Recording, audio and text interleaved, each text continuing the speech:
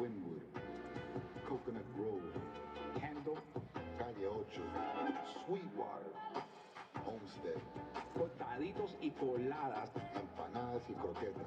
is so much more. This is the 305. This is who we really are. This is what we are all about. I am Latino. I'm a disruptor. I am LGBTQ. I am a villain. I am a mother. I am Haitian. I am an activist. I'm a king. I am American Dream. I am the future. I am FCFC.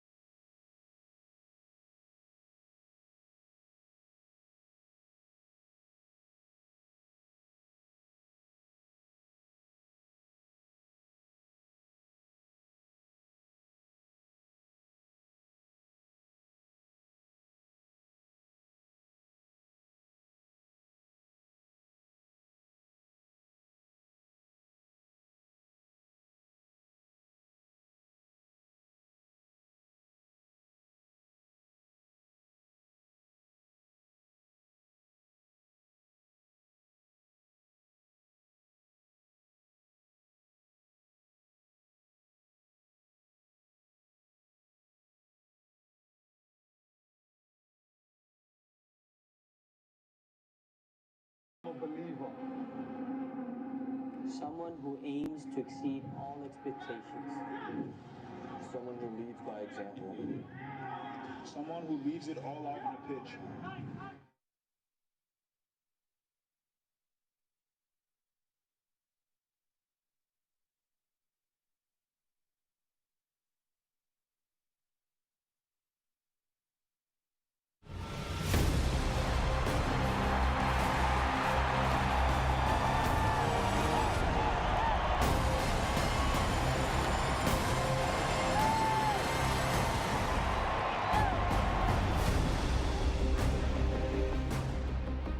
It's a picture-perfect day for soccer in Miami as a red-hot Loudoun United visits Miami FC. With Manchester United great Gary Bailey, I'm Joe Malfa. Glad to have you with us this evening on ESPN Plus for this one presented by Helbiz.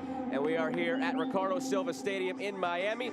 Loudoun comes into this one off of 2 wins. Miami, a back-and-forth start, 1 win, 1 loss. Started hot, lost the next one.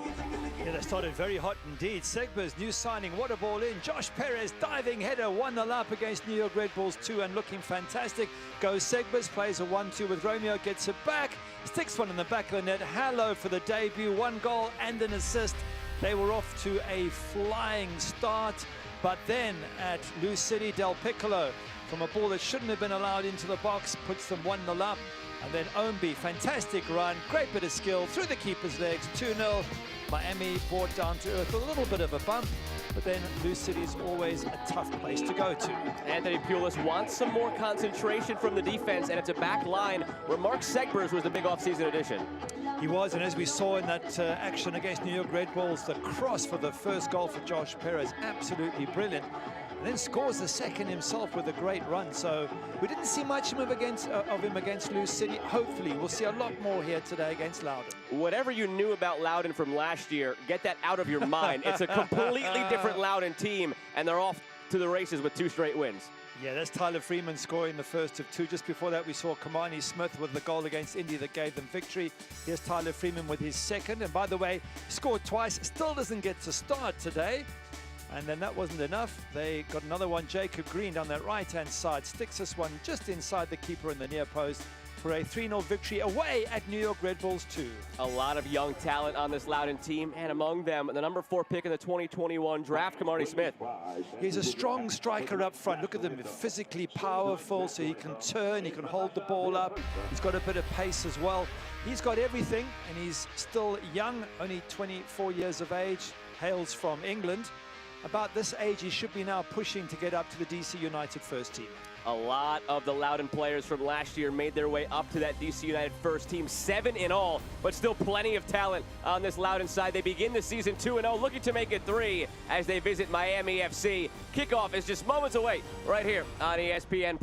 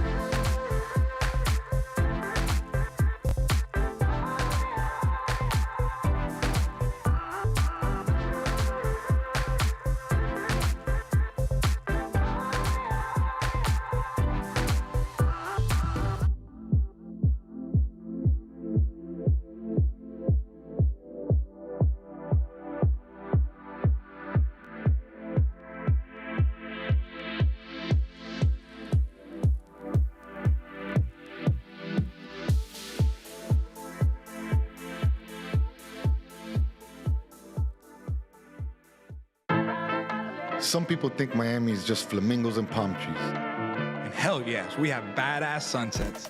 But Miami's Little Havana, Doral, Little Haiti, Hialeah, Wynwood, Coconut Grove, Kendall, Calle Ocho, Sweetwater, Homestead, cortaditos y coladas empanadas y croquetas. is so much more. This is the 305. This is who we really are. This is what we are all about. I am Latino. I'm a disruptor. I am LGBTQ. I am a villain. I am a mother. I am Haitian. I am an athlete. I am an activist. I'm a king.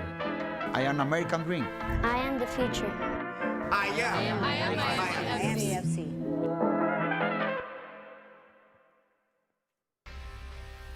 Tonight's match is presented in part by Helbiz, Miami Orthopedic and Sports Medicine Institute, and Macron.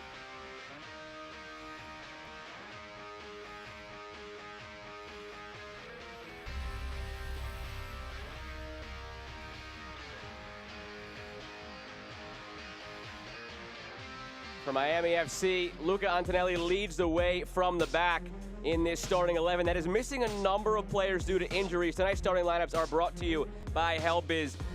A little bit of a different look from Anthony Pulis, some new faces in the mix. Christian Sordo gets to face off against his old team as well. Yeah, Luca Antonelli, by the way, I mean, you're talking about a man who's played for Italy 13 times. What a star to have there. Yeah, 3 changes to the side that lost 2-0 at Lou City. Mentioned Christian Sordo comes in for Junior Palacios, who's on the bench. Dennis Duwana comes in for Speedy Williams, who's away on international duty with Jamaica. And then, very strangely, Florian Vallo for Kyle Murphy, who's not even dressed. Kyle Murphy was their big summer signing, or winter signing, I should say. So that's a big surprise. I can only assume Kyle Murphy picked up an injury, or perhaps he's ill. Again, tonight's starting lineups brought to you by Helbiz. And Loudoun, this is what we go with for now. We have it as a 3-4-3, but they flow so freely throughout, and players can move all about. Yeah, and just one change. Azard Liadi coming in for Jackson Hopkins up front from the team that beat New York Red Bulls by 3-0. Up front, you'll have Liadi and Smith on the left, with Gamble just dropping behind them, literally in that number 10 role for the number 10. Ready to get things going now from Ricardo Silva Stadium. Miami from right to left in the baby blue and the white, and Loudoun from left to right in the red. With Gary Bailey, I'm Joe Malfa. Glad to have you along for the ride tonight on ESPN+. Last time Loudoun was here, last September, it was a 5-goal defeat at the hands of Miami. Very different this time around in how this team enters this match. Yeah, well, 2 wins from 2. You can't enter it much better, and you're right. Last season, Loudoun finished bottom of their group. They really struggled to put on any performances, and in many matches they got hammered, but suddenly this season, you know, there's better players, a better structure. Ryan Martin's been given a bit of money to spend, and they look like a really good team. Now, have they been truly tested? Yeah, Indy at home is one thing, New York Red Bulls away, but this probably is the big test to let us know how good this Loudoun team is and whether they can actually be contenders for a playoff place. Game number 3 is always the telltale sign. Game number 1 could be a fluke. Game number 2, all right. The third one, you back it up a third time, you're in business.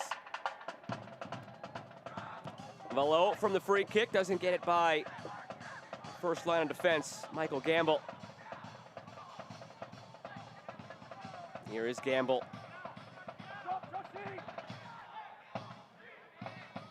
High pressure from Miami, and they win it back quickly. Akinyoti had a streaking Joshua Perez in the box. Lays it along instead on the left side.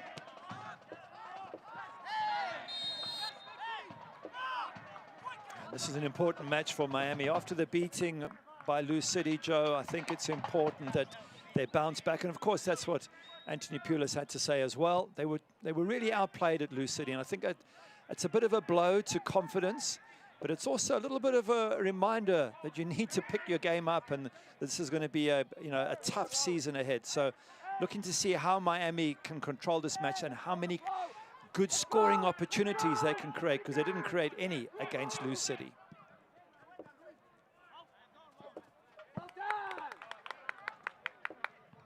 Very short bench as well for Miami in this one. Miami only had 5 players listed on the bench, and that's actually Othello Ba in the starting 11. There must have been a very last-second change, whether injury or change of heart, by Anthony Pulis. Ba was listed on the bench for us. Well, that's even one less player they have on the bench, and they've got 3 outfield players on the bench. But, I mean, they have a ton of injuries. Connor Sparrow in goals. He played the first match and got injured. Cullum Chapman-Page, Sean McFarlane, Aidan Stanley, Richard Ballard. 2 players away on international duty, Lamar Walker and Speedy Williams for Jamaica. So well done to them, but that doesn't help Miami FC when they're away. So, yeah, they're down to the sort of bare remains of their squad. Trying to sort through who it might be, not out there.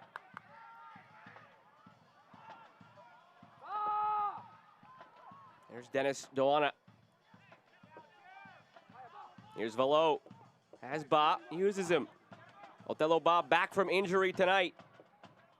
Perez.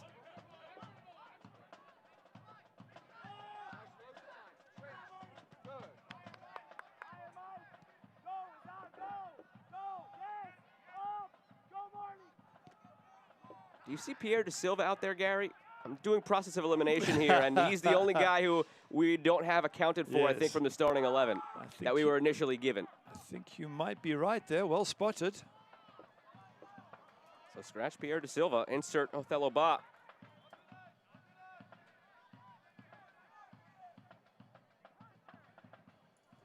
Never know whether it was a late injury, something in warm-up. Ba coming back from injury. They felt maybe he could give it a go and come in as a sub for sure. Whether or not he would start was to be determined on how the last couple of days of practice went. Clearly good enough, at least, in this pickle. Again, De Silva listed as the starter.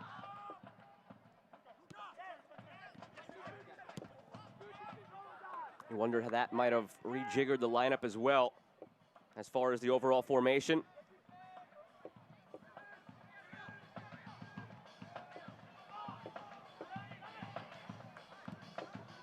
But to your point then, Gary, an already short bench for Miami gets that much shorter if De Silva is not available at all. That's a tough one for Anthony Pulis, isn't it, when you're missing so many players already? But that's part of the season. It's something you have to deal with, and this is a well-stacked and a very skillful Miami FC team. So they're going to have to find a way to deal with the late changes and the lack of players. Speedy Williams, of course, is a big loss in midfield. He's a major, major player for them. And again, just to be clear, with all the injuries they have had, fortunately, Williams not among the injured, gone on international duty, so they will get him back in the near term.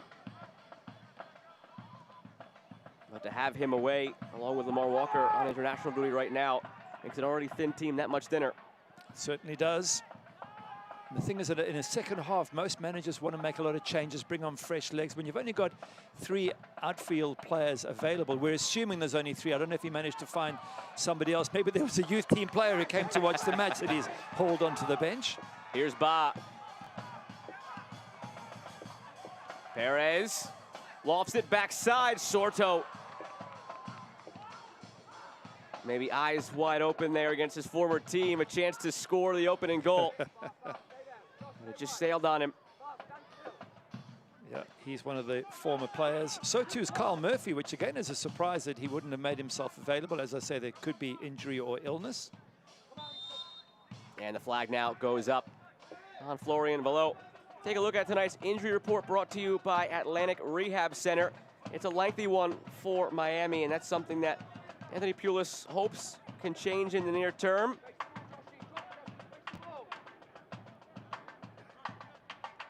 Richard Ballard, Payton Stanley, Callum Chapman-Page, Connor Sparrow, Sion McFarland, Lamar Walker, Speedy Williams, all the players missing. Walker and Williams again not injured on international duty with Jamaica.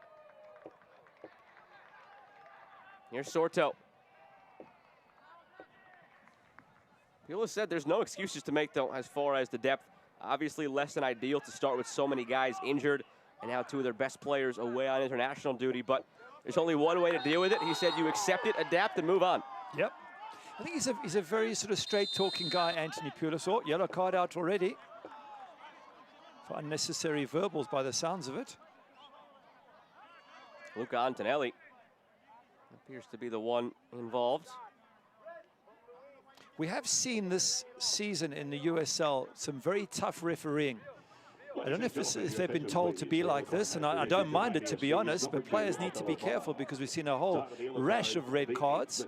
Yeah, he did win the ball, but if the referee feels that he's got the player in the process, then no point arguing about it. I'll give it to Ba in the end. But my point being that if referees are going to be tough, and you've seen a couple of weeks and a whole ton of sendings off, then as players you have to adjust. You have to make sure you're careful. Don't do the sliding tackles because they generally seem to get you into trouble these days. Here's Sorto on the overlap to Segbers.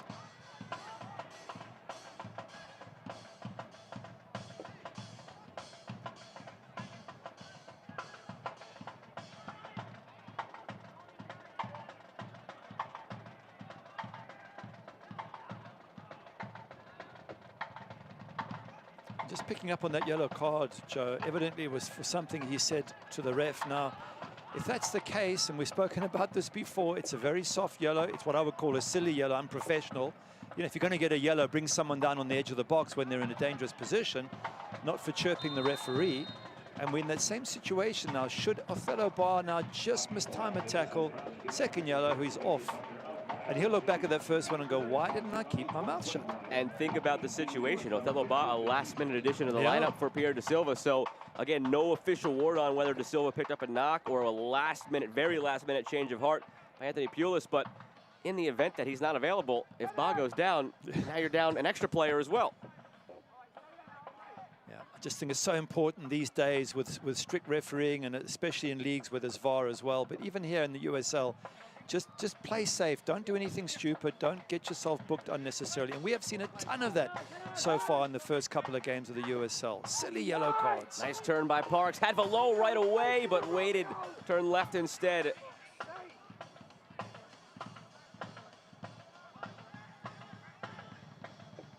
You can see Valot right up there. He seems to be playing in a forward attacking role with Othello Bar having come into the defensive lineup. So they lost an attacker in Pierre Da Silva, and they've gained a defender. So I think they've pushed Florian Valot up because of that.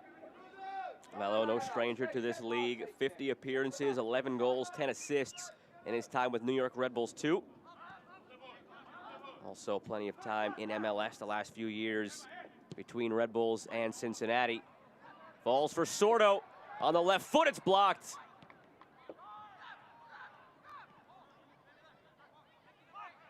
How often do we see it, Gary? A player going up against his former team all of a sudden produces a terrific effort. We've called Sordo's name a bunch already. Now here, earning a corner on the left side, Joshua Perez. There's nothing better for a player to go back to his former club and show them why they should have battled to hold on to him, whether they sold him or whether they just let him go. Of course, it's a human nature. You want to prove to people that they should have done everything to keep you at the club. And Christian Sordo certainly has that opportunity here today to show Loudoun. Mind you, to be fair to Loudoun, that's their job, is to produce players and move them on. So, and haven't they done it well? Not just Ryan Martin, but everyone involved with the club. And Carl Murphy being one of their former players, and I think one of the top strikers in the USL. Corner taken, Antonelli's header finds the netting! Miami took it quick and short, caught Loudoun sleeping. Antonelli makes it count.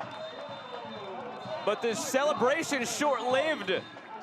A late offside flag has Pulis irate in the technical area, and Antonelli joining the argument as well. Well, it can't be offside from the corner, obviously, so... Well, they did take a touch and play it short. Oh, did they? Okay, that bit I missed. I thought it was played straight in. I'd like to see that again then, because players practice all the time about how to take a short corner and get yourself into an onside position. So, and the players are still complaining about it. Let's have a look. No, it's straight in. There's a player behind the goalkeeper, but he's not interfering. Now, do they think the player behind the goalkeeper interfered with the goalkeeper or bumped his hand? Maybe that's the reason. And Anthony Pulis is still arguing the point. Now, don't blame him, because the player behind the goalkeeper, I don't think, was interfering with play. Anthony Pulis hoping that that was maybe just an early April Fool's joke, but scoreless still. Remember last year with Miami FC, the Pittsburgh match, there was an error by the referee, and they actually had to replay the last 20 or so minutes. I don't know if you want to speak that one into existence already, Gary. No, I'm not saying, I mean, the referee must just call it the way he sees it. If he thinks there's interference, there's interference. The one last year was an actual error. It was an error in the interpretation of the rules. It's a little bit different, but I'm just saying, if you're a Miami FC fan or administrator, you're going, man, we're not having good luck with the referees. I did initially think that it was taken short and quick as well. It seemed like maybe every now and then you see the corner takers get the softest of quick touches on it. Ball maybe moves an inch, but on second look, did not look like they had that touch at all. No, it wasn't for that. I think it was the player behind the goalkeeper, and there was interference. I think even Ryan Martin's saying, why was it disallowed, by the way? I'm very happy, but I'd like to know. Free kick for Loudoun on the way. Sammy Gadiri standing over it. Delivers it toward the back post. What a turn that could have been. From 1-0 Miami moments ago to nearly 1-0 Loudoun there, just wide on the header from Grant Lillard. Grant Lillard getting up really well there to get that header. Couldn't get it on target. Didn't give Jake Maguire in goals anything to do, but look how he climbs. Just wonder if he was using the back to get himself up. And we can't see there. He's all over Romeo Parks, but good jump by the number 5 at the back.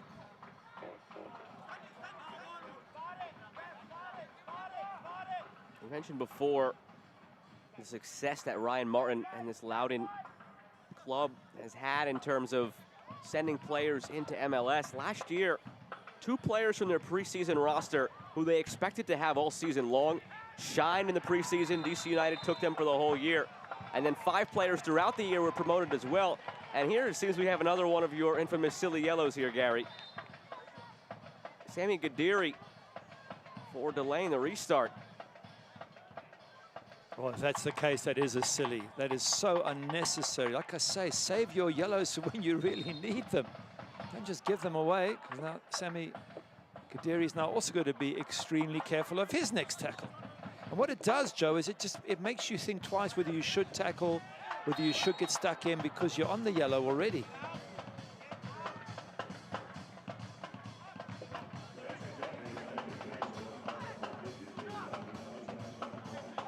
Below to Ba. Ba sends it in the area of Parks. Marnie Smith puts in a strong shoulder. Nearly won it. All the way back now to Jake Maguire, who spent last year in USL League One with North Carolina FC. Third in the league in saves, fifth in clean sheets. Veteran goalkeeper thrust into action with Connor Sparrow injured. Here's Sorto for Miami, puts it across behind Perez. Good chance there for Sorto Perez. If that ball was a little bit closer to Perez, that was an almost certain goal. Missed opportunity there by Miami. Here's Gadiri for Smith, turning, now Gamble, and a free kick called. Antonelli, he's not the biggest fan so far this afternoon, or evening rather, of Jalen Gray. That's 3 times now we've seen Antonelli arguing a call. He's frustrated. Good header for the disallowed goal. He must have thought he'd put his team in the league, and nothing more disappointing, I guess, than scoring a goal and having it chalked off. As a keeper, I've never experienced that, but I hear from my fellow teammates that is a moment of joy, and they scream, they go heading towards the crowd screaming, and suddenly they look around and all their teammates are arguing with the ref. Gadiri and Garay. Who will it be? It is Gadiri. And the save is made by Maguire. Yeah, comfortable save. Not really tested there at all. Body had plenty of time to get his body behind the ball. But at least it's on target. So I think that you tick that box for Loudoun and you say it's on target. Now, can we make the goalkeeper work a little bit harder next time? So much space for Sorto. Taking it now into the area, chipping it toward Perez. Over him. He hasn't quite gotten it right in the final third, but Sorto has been buzzing down that right flank. He has been. He has looked very, very sharp. But that final ball is all crucial. Josh Perez runs in. He knocks it over his head. The one before, Josh Perez was waiting for it. He knocks it behind him. It's important that the delivery at the end of good work by Christian Sorto, he needs a delivery to match the hard work and the effort down that right-hand side.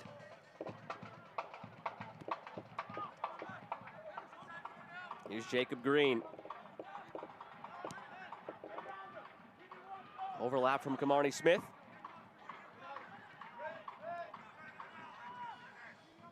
Green. Now Garay. Has been a mainstay in the lineup the last 4 years. Garay.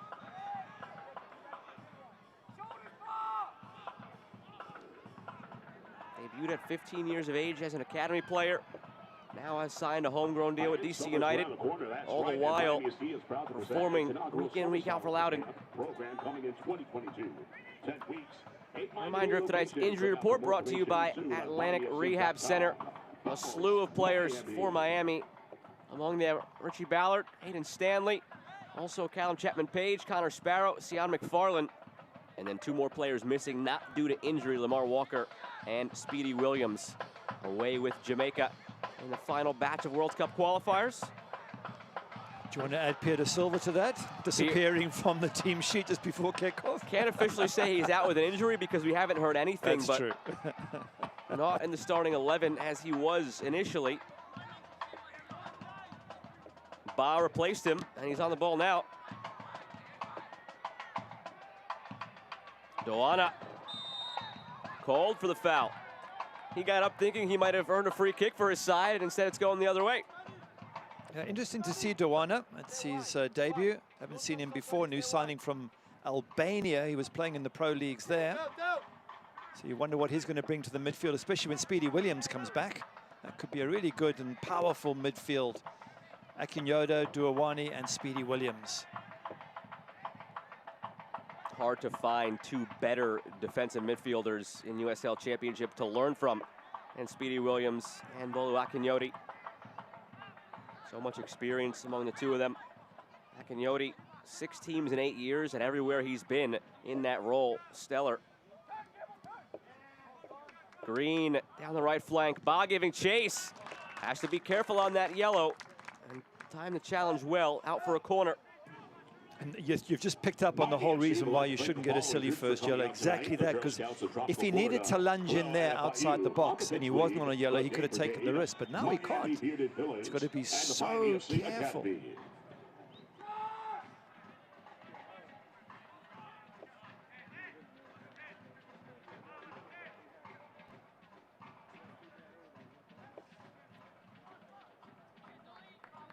First corner of the match for Loudoun.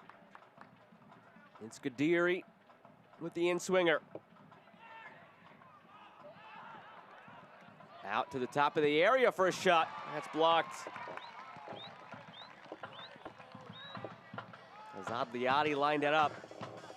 Liadi got into an MLS match in the opening weekend with DC United, coming out as a sub.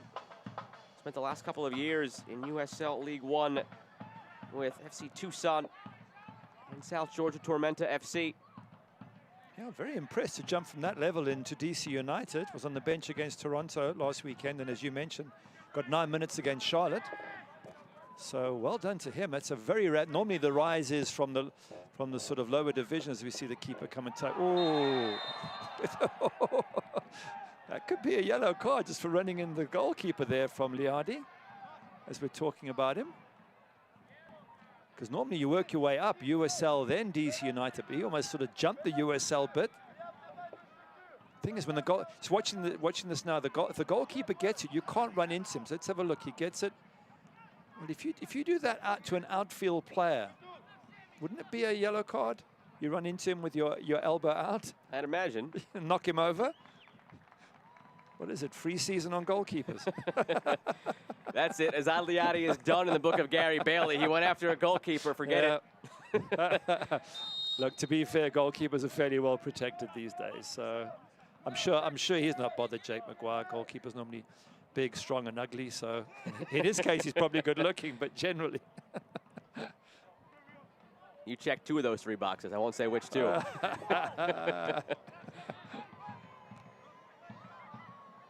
Liadi right back to it. Paco Craig gets it forward to Sorto. Good first touch. Leaves him some options.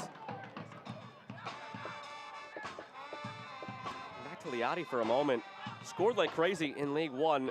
Loudoun signed him in the offseason, imagining he'd be right here with the team, but had a terrific preseason with Loudoun and DC United, so they gave him that opportunity early on. Figures to spend a fair bit of time in USL after getting that initial taste with DC United, but that's not to say he won't be back at some point.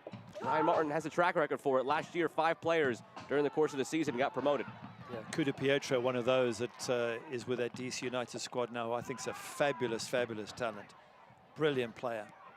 Velo into Perez, flag goes up, and that was a close one. Ooh, very, very close. Josh Perez, timing nearly perfect there. Lovely ball through for him as well. No reason why he shouldn't just keep trying that maneuver, just to sit on the edge of that defense. Here's Sorto again.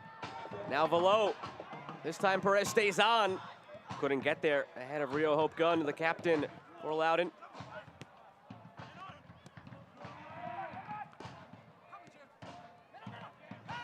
Doana whistled for the foul.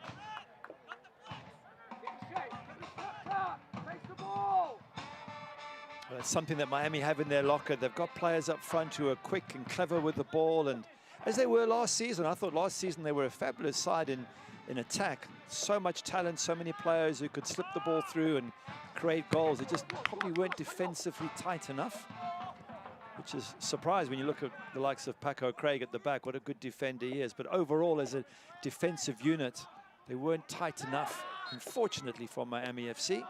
Antonelli only ended up playing 13 games last year with injury, and that didn't help the case. But as you mentioned, with the likes of Paco Craig anchoring everything, figured they'd be better.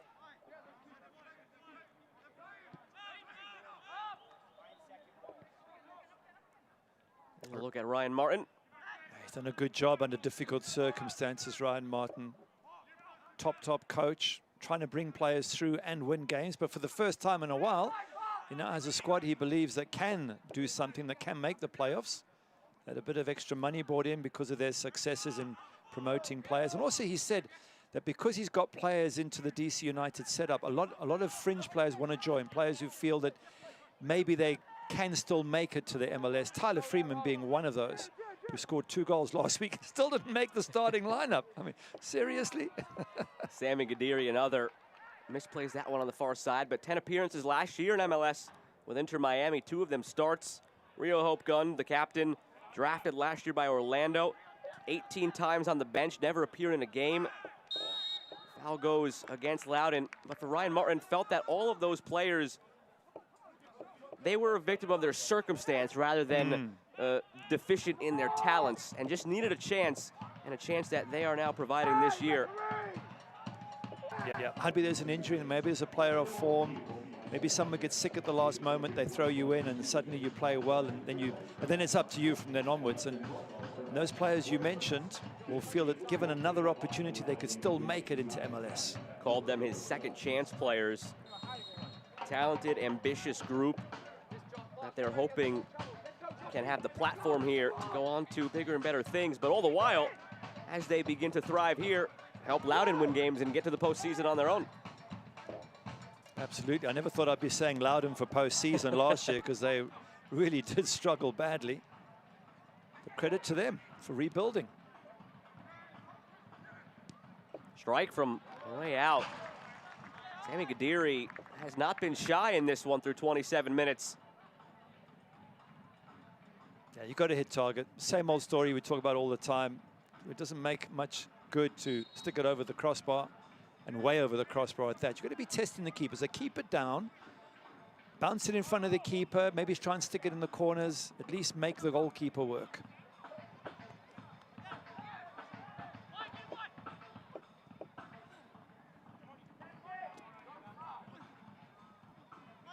Gamble up to Liati.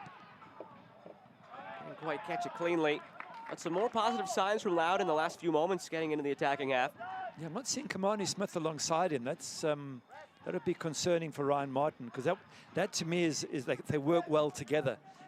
If Liati gets it and there's no gap, where is Kamani Smith, someone who can hold the ball up? Why they're not playing together more as a sort of tandem up front? You can see Kamani Smith closer to the sideline here, almost in a winger role, and that's not for me his strength. He needs to get up front. The two of them together, Liati and Smith, as a two up front, then there'll be a handful. It seemed like Gamble has been the one getting further up the field alongside Liati. Yeah. And I see Gamble as behind the front two as your number 10, the playmaker for the two big boys up front, Liati and Smith.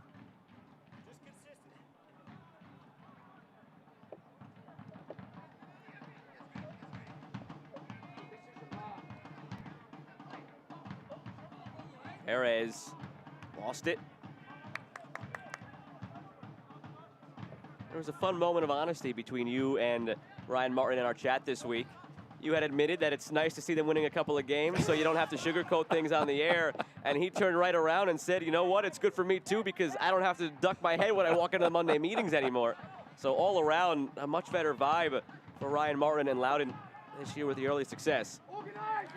It was very difficult last season, and with quite a few of the two sides. It's the sides that obviously feed the MLS, because they do have a tough job. They have a generally younger squad, although this time around, when you look at Gamble at 28 and Kamani Smith 24, Nicky Down 26, they've got quite a bit of experience in them. It makes a difference. But sometimes you get an average age of 18 or 19 with a two side. At sort of development side, and very difficult for the managers. So you have great respect for the likes of Ryan Martin, but as you say, when they get beat 5-0, you're not quite sure what to say to him. You can't say unlucky or his team got thoroughly smashed. This season, however, 2 wins from 2. Well done, Ryan Martin. And as we said, playoffs certainly in the question with the veteran talent they have this year. Now defending a free kick, Velo fakes, Perez takes, back post, and out for a corner kick. And we do have official word from Miami FC. In pregame warm-ups, Pierre Da Silva suffered an injury, a leg injury, no specifications on what, but a leg injury in pregame warm-ups. Othello Ba comes in. So as we mentioned, what was already a thin bench with just 4 outfield players now has just 3 outfield players for the rest of the match, as we're a half an hour into this one. What it does is it changes all your tactics. You spend all your time with the players starting, saying, you know, you go here, you stand here. A couple of minutes beforehand, you're scrambling to tell Othello Bar what his role is and who he picks up at set pieces. We have our normal pre-corner pushing and shoving, which goes on all around the world and always involves a referee trying to explain to the defender that if he holds and what have you, it could be a penalty. Quick on the corner. Out to Velo, to the back post. Paco Craig heads sends it over the bar. Well worked off the training ground. Only thing it was lacking was the finish. Wow, what a chance for Paco Craig. And if there's anybody you want on the end of a cross, it would be him. He's a fantastic header of a ball. He gets up. He just has to get inside his man, so he had to shift his body a little bit. But still, Paco Craig, a man of your ability, got to hit target from there.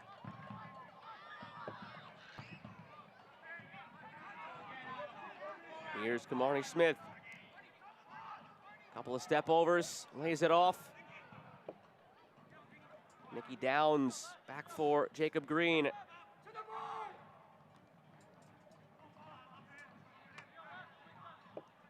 Ba just sees it out for a goal kick.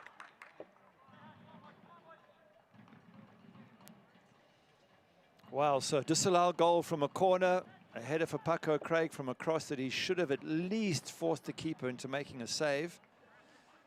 And both of these actually came off of corners.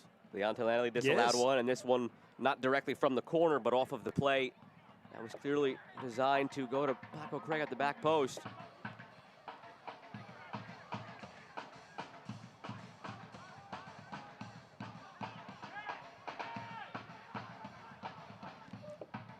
Beautiful evening for the fans to be in attendance at Ricardo Silva Stadium.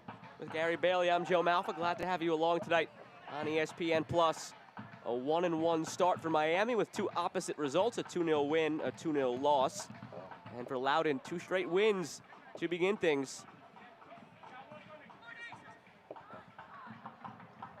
This was the big test after the first 2 wins, and so far, they're right in the mix. Maybe fortunate to not be down a goal with the way things have looked at the other end, but they've started to find their footing on the attack as well, and here they go. They're a very good technical side. It's a point that Anthony Pulis made about Loudoun. They'll pass the ball around, good skills, probably have more possession, but they can be vulnerable in defense, as we saw with that Paco Craig header. The more experienced Miami side, maybe more battle-hardened, you might want to say. In those most crucial moments, those one-on-one moments, you've got to fancy the Miami players.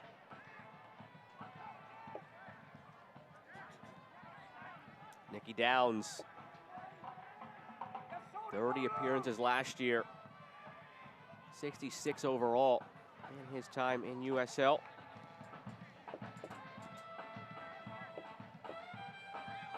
Nicky Downs was really the only quote-unquote second chance player for Loudoun last year. We talk about all the ones that are in the mix this year, but coming over from Hartford Athletic last year and found those 30 starts.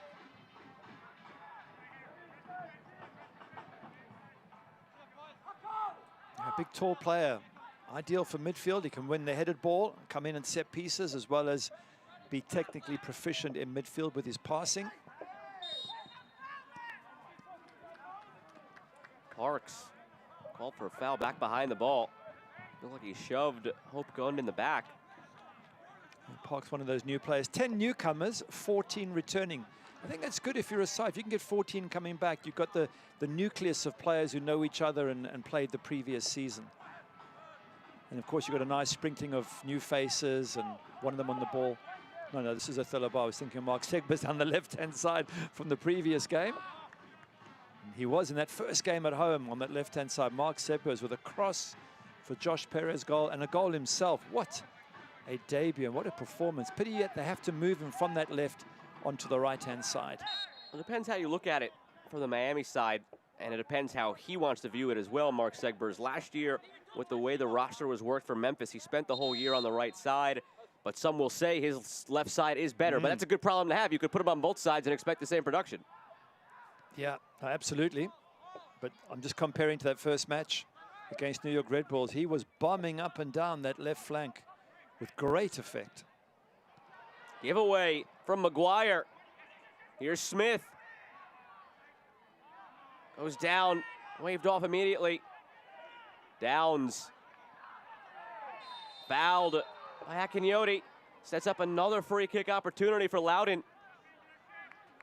Just wonder, Kamani Smith, when the ball came to him, he seemed to sort of take a while to figure out what to do. It got caught under his feet. If you're a striker, it's got to be one touch and shoot, or you've got to do something. Have a look. It comes to him there. He's not sure. He gets it under his feet. He's got players around, and eventually just goes nowhere.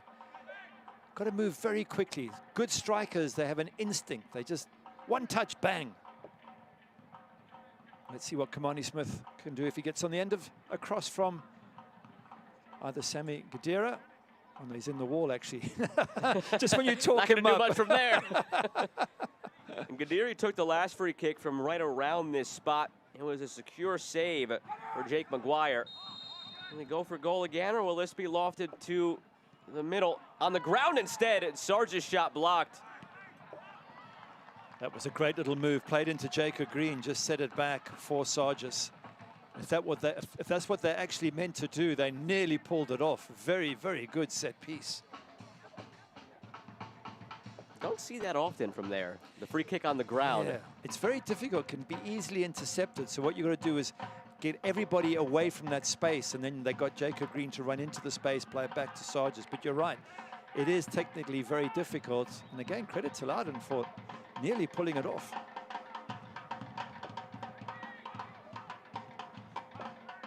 It almost gives you an example of the difference between the two sides. They try and play it through on a set piece. Miami, get it wide, get a good cross in and get Paco Craig on the end of it. So as I say, physically, you get more physical sort of success from this Miami side. Bigger players, they're more likely to get on the end of a cross. One of the trademarks of an Anthony Pulis side, as you mentioned, the width. Like to get both of those outside backs, whether Segbers or Ba, far up the field. Just about every attack has come from one of four players for Miami, either Ba or Segbers on the back line, or going further up, Perez or Sorto down the left and right wings. Those four have been driving things. Now Liati looking for Smith, left instead.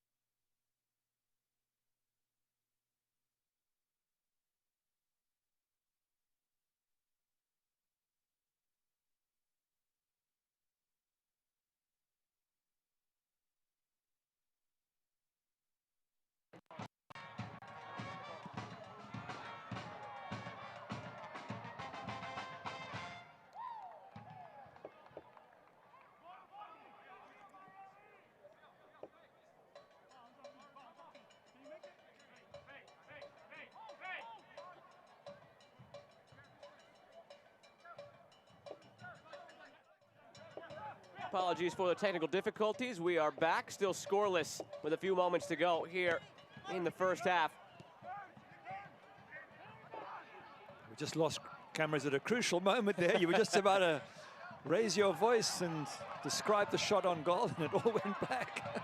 Shot on goal that was saved by Jake Maguire, the result. Didn't mean to leave you all hanging on the edge of your seat. Here's Perez, back for Akinyoti. Segbers has Sorto. Goes inside to Velo, now out to Sorto. That one out for a goal kick. They're just having difficulty finding through balls for the various players. Velo there, trying little flick-ons. I'm just wondering if if Mark Segbers, keep getting mixed up with Segbers being on the right-hand side. But if he can get in there as he did in that first game, he hasn't bombed forward much. And he offers such ability, Mark Segbers, in getting into those forward positions. Now Segbers asked to defend as Sami Khedira enters the fray. Khedira has it blocked by Segbers, falls for Gamble. That was worth the shot, didn't come off. Sort of skewed off his foot and wide, but there was a little split second there where it popped up for Gamble. Let's have a look at it again and just see why that ball wasn't cleared. Segbers trying to defend on the edge of the box there, gets knocked in, comes loose. Yeah, it pops off Duana, doesn't deal with it, and then it falls to Gamble. Scary moment for the Miami FC defense. Pulis felt they defended well overall against Louisville in the loss, but it was a couple of moments like that on the back end that led to those goals. Yeah, it was interesting when he said that, because as a keeper and being part of the defense, I don't think you can say you defend well except for 2 occasions. You know, you've got to defend well the entire match. And they had 2 weak moments and they got punished for them. Sorto. Hands over the shoulder from Akinyoti. Lays it to Velo.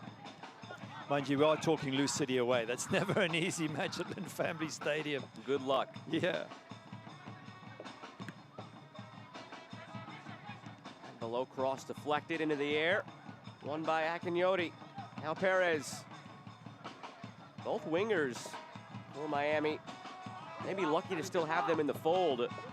We've seen both Joshua Perez and Christian Sorto called in with El Salvador in the last year. Foul here against Downs. Free kick coming for Miami. Is it going to be a yellow card along with the free kick, I wonder? Maybe not. But now that's if he was given a yellow, that's where you take the yellow on the edge of the box, a player running into the box, especially one as good as Josh Perez. This is a dangerous situation there. And Downs brings him down, and that's what I'll call a professional foul. And if he doesn't get a yellow card, then he's got away with one.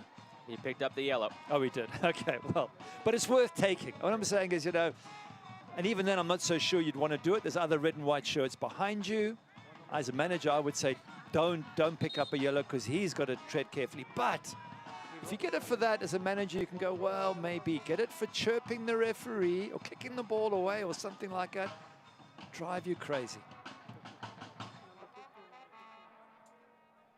Just to finish up on that last point, Perez, Sorto not called in for El Salvador this time around. Otherwise, where would Miami be? There's 3 outfield players on the bench at the moment. If you take those 2 away, you've got a goalie and an outfield player, and that's it. And that's when you start looking at your youth team and your academy players. From the free kick, it's Parks into the wall. Antonelli trying to dig it out and called for the foul. Yeah, just smashed into the wall by Parks. Antonelli, having had a goal disallowed, was super keen to get on the score sheet. A little bit over enthusiastic.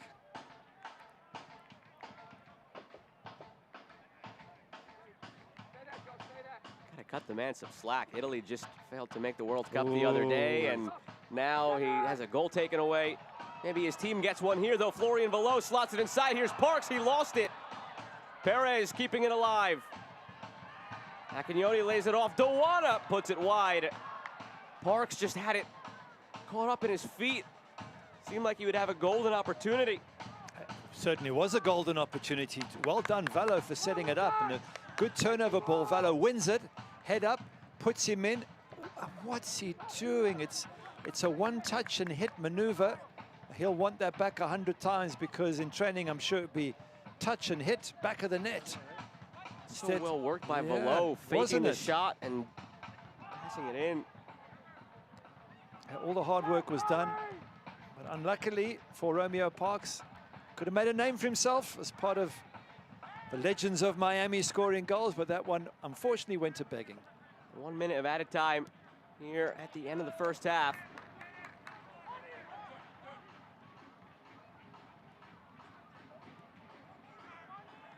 Smith. Downs. Back for Sargis. Green can't keep it in. But that ball coming off the right foot of Sargis, something he's worked on a lot. Last couple of years when we saw him at Sacramento, very much left foot dominant. Didn't have much of a right foot, but something he made an effort to work on in the offseason and certainly paying off. Maybe last year, a pass he doesn't even attempt. And just 19 years of age, still a very, very good prospect. It's one thing when you're 23, 24, still trying to break through. But at 19, if you're able to play at this level, you've got a great future ahead of you. A couple of years ago in the 2020 shortened season, he was a finalist for Young Player of the Year at 17 years of age. Very promising future for Sargis. That's why DC United signed him and now has him here in Loudoun. allowing him to marinate just a bit before he might have a call up in his future.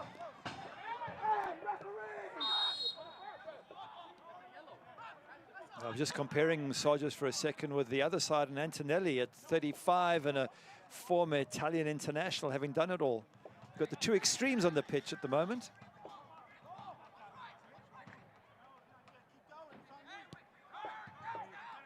Taken quickly. Out for Perez, maybe last attack of the half.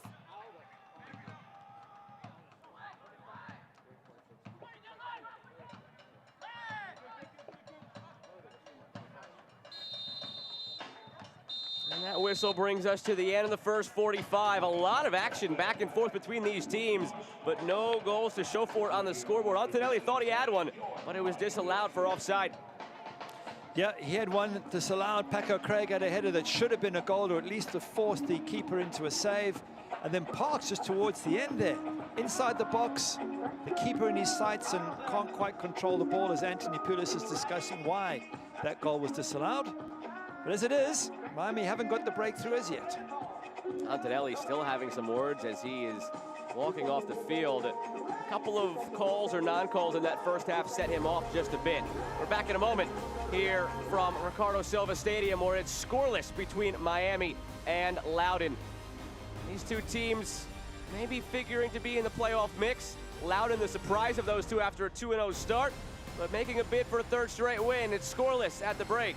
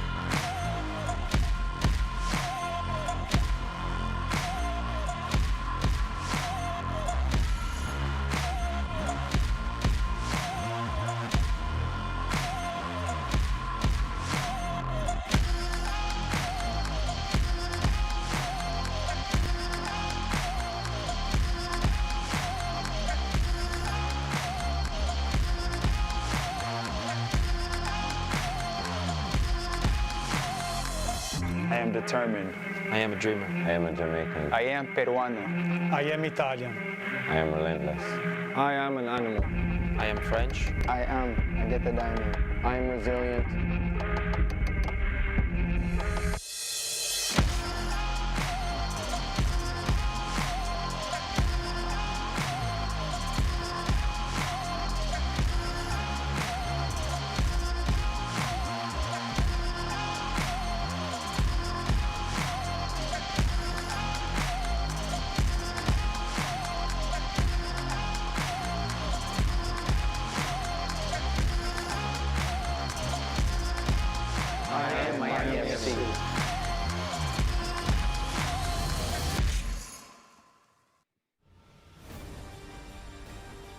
Back at Ricardo Silva Stadium, scoreless at the break between Miami and Loudoun. A very active first half between these two teams. This halftime is brought to you by Macron. Shop the new 305 and La Ciudad Macron kits at MiamiFC.com. And we take a look now at some players who are not here for Miami, but for a good reason. There's the injury reason, which is not as good, but this is a positive reason with Speedy Williams and Lamar Walker on international duty with Jamaica.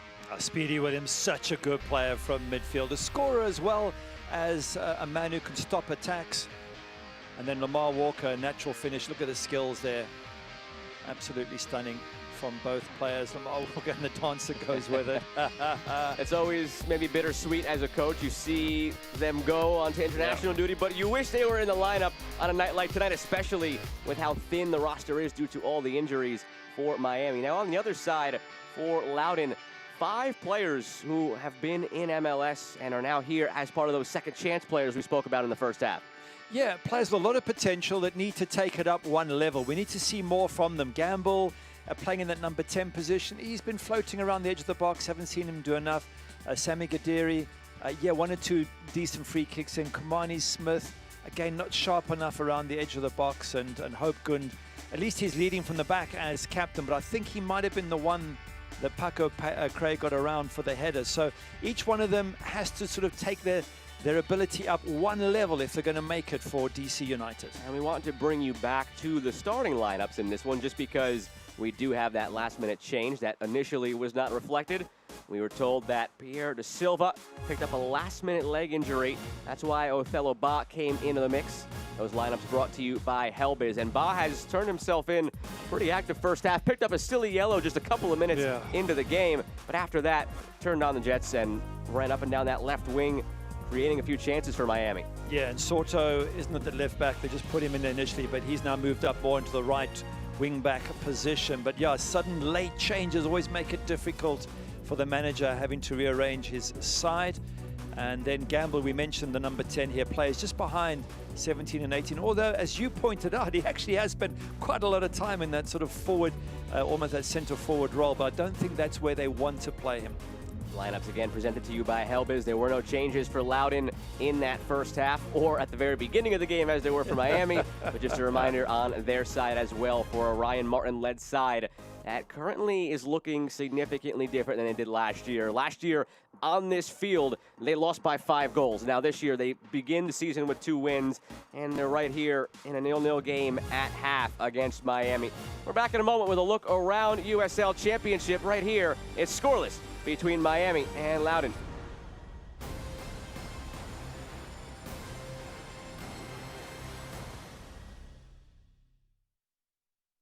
I'm on that routine.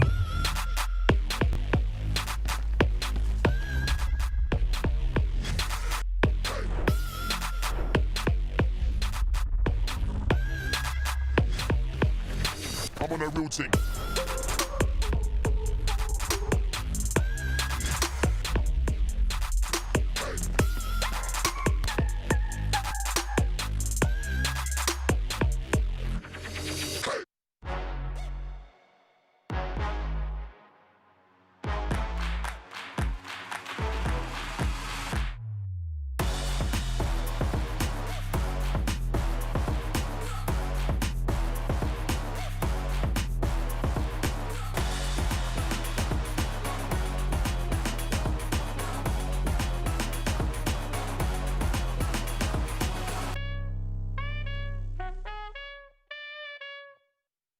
Topics.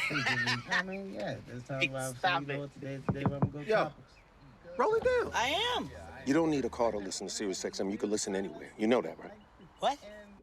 Kevin Hart's Laugh Out Loud Radio. Kevin, you could use your phone. What? What? Alexa, play Kevin Hart's Laugh Out Loud Radio on Sirius XM. What? This is how I know you're getting old. I guess that was it. What?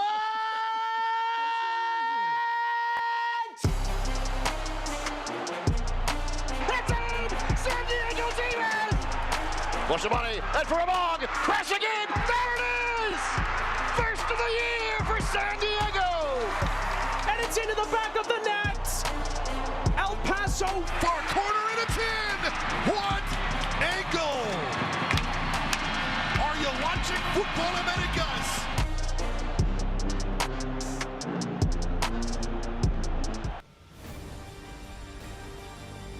Loudoun, Miami, scoreless at the moment right here, but we take a look from 3,000 feet at the entire USL Championship with some news and notes, plenty going on in just the first couple of weeks of the season. And the matchups are set now for the second round of the US Open Cup, which is when the USL Championship teams will enter.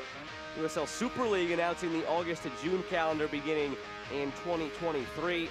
And we saw the new crest of the USL League One side, Lexington, revealed this week. Beautiful crest. Love the color scheme. Gary, you got to look at it with the horse and the green. Yes, yeah, it was fantastic. And great to see new teams joining, so congrats there to Lexington. And we've already had in the US Open Cup, we've already had some really good amateur games, haven't we? A couple of terrific ones. And Lexington, you know what?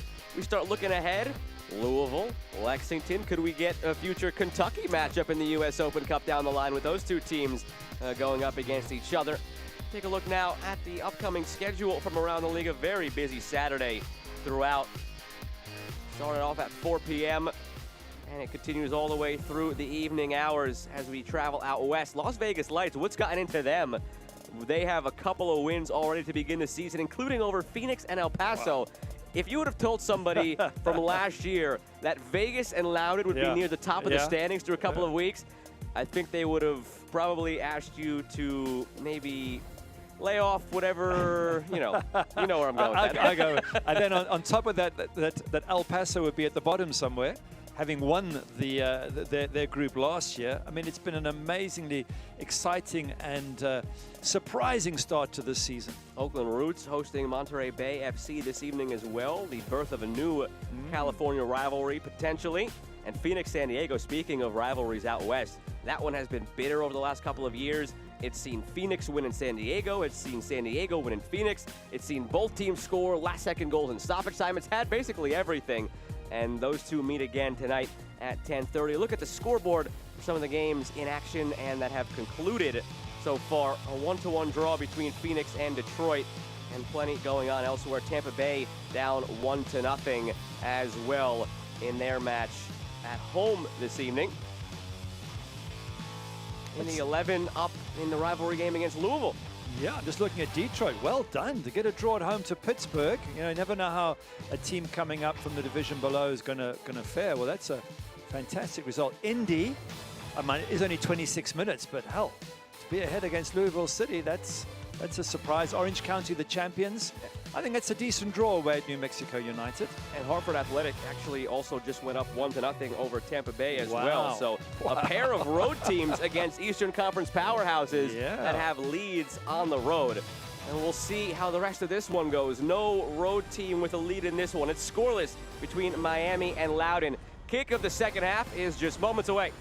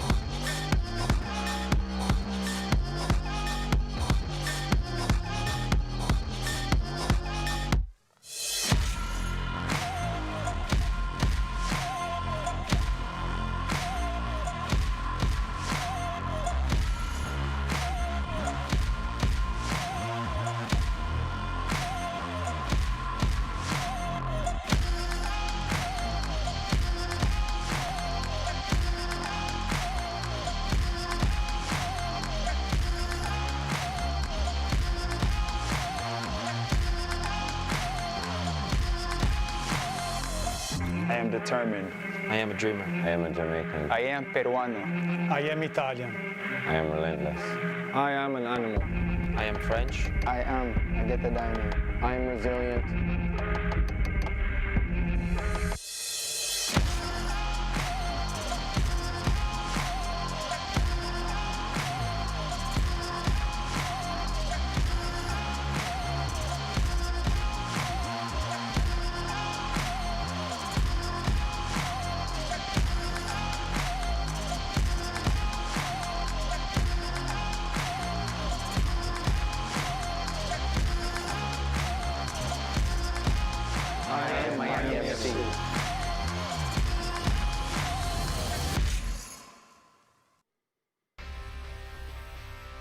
Tonight's match is presented in part by Helbiz, Miami Orthopedic and Sports Medicine Institute, and Macron.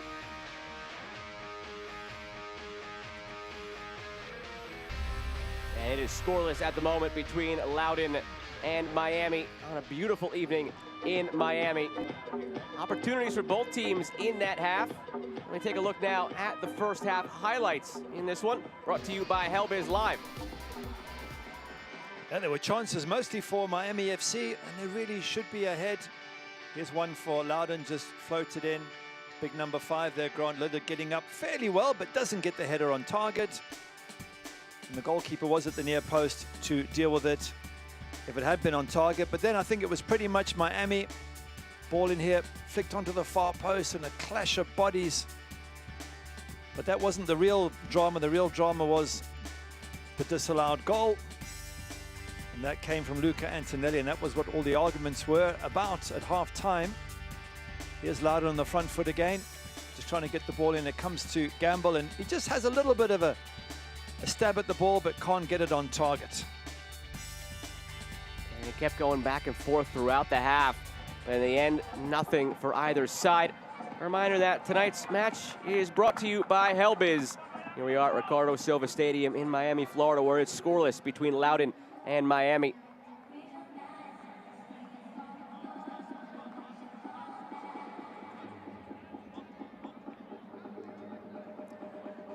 Very busy first half for Jalen Gray, the official. Didn't really make too many friends in that first half. Certainly not on the Miami side with that disallowed Luca Antonelli goal. There was another great chance of Paco Craig where he should have hit target. That was really the moment for Miami FC. But I'm sure Anthony Pulis would have said, look, you made chances in the first half, didn't take them. Make them again second half. This time around, take them. We need the 3 points. Change at the half for Loudoun. We'll get that to you in just a moment.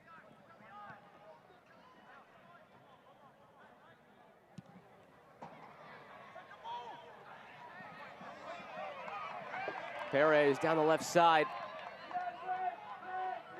Perez on the right foot. Joshua Perez has it blocked. Still alive for Velo. Here is Florian Velo. Out for Othello Ba. Numbers forward over to Sorto on the backside. Put it in front and cleared away. Looks like Landry Husso's come on. And we'll see what difference that makes.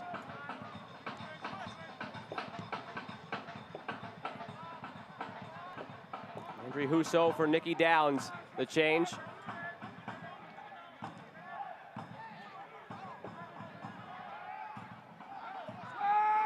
Velo. Antonelli and Craig working on the back line.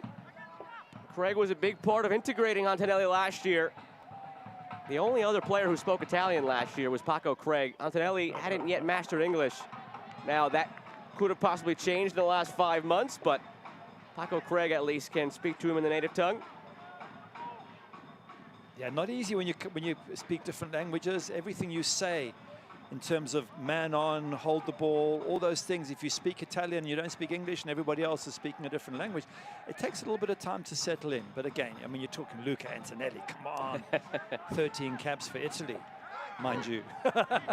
Given Italy's recent performance against North Macedonia, say no more. Such a bizarre few years for Italy. Missed World Cup, 1 Euros, missed World Cup. Yeah, horrendous result. Unbelievable, in fact. Kamani Smith, a nice move in front, looking for Liati. That's better from Kamani Smith. You see, that's creating an opportunity. You out-sprint the defender, get past, stick it in the box in a dangerous position. That will get the attention of the scouts at the big clubs.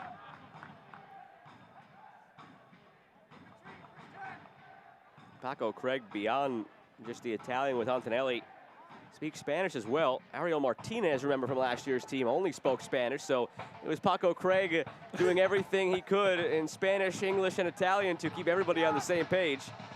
Did he charge extra for the interpretation?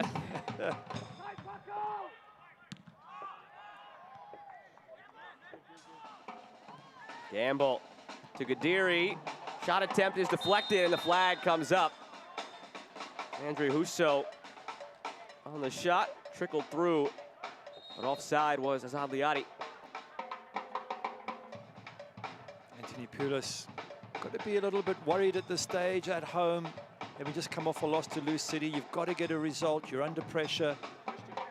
Everyone expects you to against Loudoun, and I'm not running Loudoun down, but just fans would go, oh, well, it's only Loudoun. It's not a Pittsburgh or a Tampa Bay. You should win. So the pressure is on them, Miami FC. Pulis warned about that, though, in our chat this week. He said that people can continue to disrespect Loudoun at their own peril. It's not the same Loudoun team by any means as it was last year. And he was careful not to be disparaging toward last year's Loudoun team, acknowledged the realities of the situation, that they just had players coming and going and didn't have a deep pool, but a complete overhaul this year. Well, he knows these teams so well from his time at St. Louis. When he was the manager then, did a really good job, and so unlucky that that franchise folded, because they could have gone on to a lot more successful things. He's had a spell as an assistant at Inter Miami, more recently under Phil Neville. And the man on the ball right now, Sammy Gadiri, one of his players there at Inter Miami. Made 2 starts in MLS last year, 10 appearances overall. So he knows certainly what some of the more veteran players on this Loudoun team are capable of, and not by any means taking them lightly, nor should anybody going into this year. The comparison can be made to Tacoma from last year. All of the MLS 2 sides, for the most part, were on the outside looking in terms of the playoffs toward the end of the season. Until Tacoma, they were in it to the end. A late charge from Los Dos also kept them in the mix. But Tacoma was the team that had the most success throughout the season. And in speaking with Wade Weber last year of Tacoma, he said the difference was none of the other teams had those second chance players like this Loudoun team also this year has. So when he brought up those second chance players, Ryan Martin in our chat, right away the mind went to Wade Weber from last year, and this team can be last year's Tacoma and be in that playoff mix. Well, they were right up until the final day, Tacoma, weren't they? They nearly got there.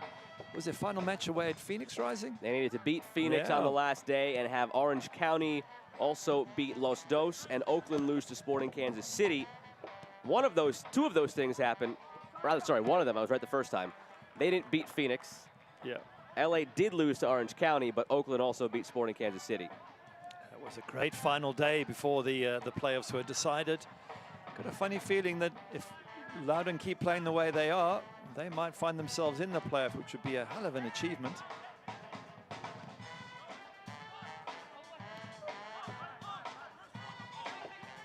Gamble for Gadiri. Finds Liati. Kamari Smith charging at the penalty mark. Liati lost his footing. Ball stays in. Andre Hosu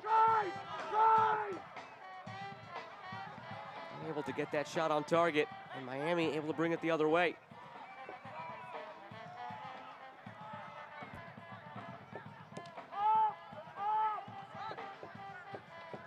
At this stage, you would think that Anthony Pulis is looking at his bench and what he has got on the bench, which isn't a lot.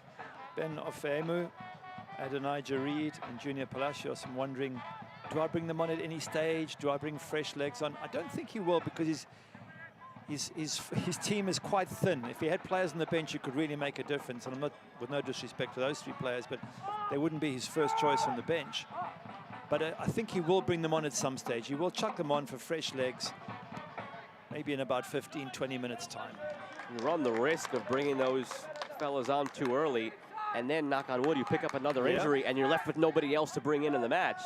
You almost have to hold off, and here's a look at the injury report brought to you by Atlantic Rehab Center. Just 2 of the 5 there for Miami, and another one pregame as Pierre Da Silva went down. You'd need a full screen to list all those injured or not available. When you chuck in Speedy Williams and Lamar as well on international duty, that's that really is tough for Miami. But again, they can't have excuses. It's a big squad, it's an expensive squad, top quality players. These players on the pitch have to find a way through. I'm just thinking that Luis Zamudio hasn't had a lot to do. We work too much, Gary. I was going to say the exact same thing. For all the attacks that Miami has had, I don't think I've actually said his name. Just a disallowed goal. It's the one moment where he was beaten. And other than that, I don't think he's had a save to make. And that will be, if this result remains, that disallowed goal by Luca Antonelli will become a massive post-game talking point. 6 shots, none on target officially for Miami. 7 shots, 1 on target for Loudoun. But the one that was on target trickled its way to Jake Maguire, so I don't think you can really count it. Basically, it's fair to say neither side has tested the opposition's goalkeeper. As a goalkeeper, obviously the less work the better, but how difficult is it then to maybe snap into gear when you are finally tested? Yeah, it can be very, very difficult. Goalkeepers with good teams generally have less to do. And it's all about concentration, waiting for that one moment when you're going to have to make a save, which on a nice summer's day is one thing, but try doing that in freezing cold temperatures. Extremely difficult to do. And I think most goalkeepers would tell you they prefer to be busy than not. Might be busy now. Oh, that's trouble. Not after a challenge like that. Segbers takes down Azad Liadi. It's yellow card territory, you would think. Not yet shown by Jalen Gray, but he's trotting over to Segbers. Are the wheels turning, or is Segbers going to get away without the yellow? It looks like the latter for the moment.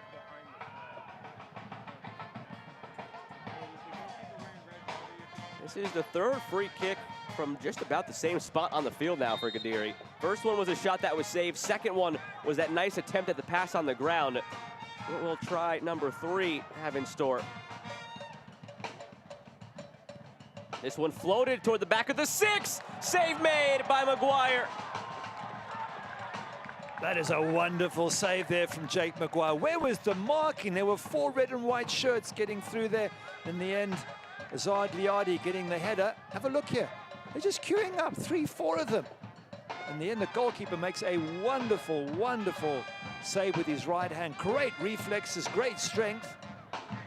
But a lucky let-off for Miami. Gadiri from the corner. Volley attempt by Green. Goes well wide. Wow.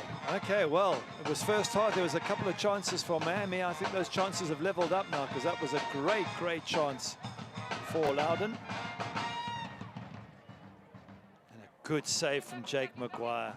More than a good save, top-class save.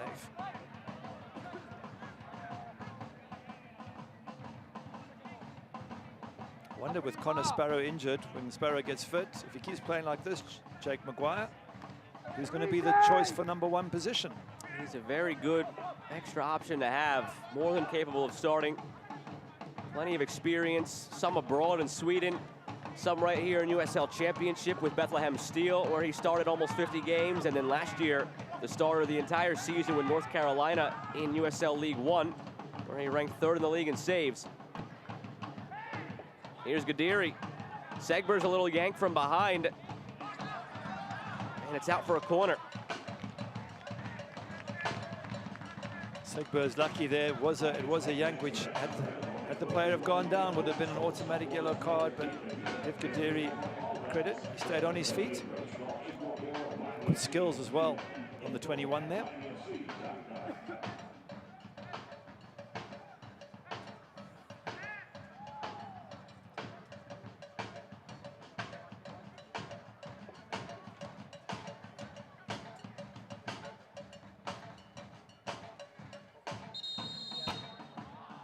Gadiri was ready for the corner.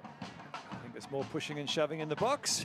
I don't know why referees explain. I would just say, hey, if one of you fouls, I'll blow it. If it's a defender, it's going to be a penalty. I'm not so sure you have to keep explaining it to them at every corner.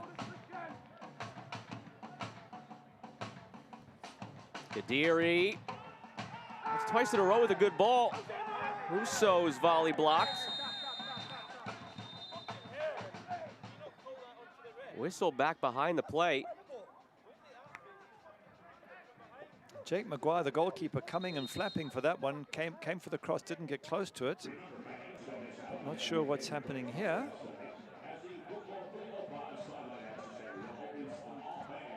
Jalen Gray blew the whistle, but didn't give any indication in terms of pointing one way or the other as far as what the call might have been. Tuning into his earpiece. having a chat with the fourth official. Certainly Jake Maguire, the goalkeeper, coming out, as I mentioned, for that, went over his head, and then there was a bit of a scramble at the far post. So I don't know if something happened during that scramble. Looks like it might be the assistant referee on the far side who is trying to tell Jalen Gray something. That's the direction he's looking in and speaking. Are you going to let him stand? Now chatting with the fourth official. It's a drop ball. It has to be a drop ball. Are we evaluating the player? Are we letting him play? There's a discussion between the AR and the referee. Be nice if we could actually hear what they were saying. Like, as that happen in American football, doesn't it? Where you can hear, because we have to guess and try and work out what's going on. The referee had enough. He just took his earpiece out.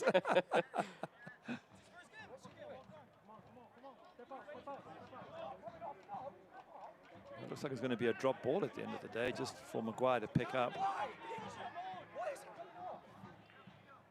And I heard somebody say, why is it a drop ball? So maybe it's Anthony Pulis asking the question.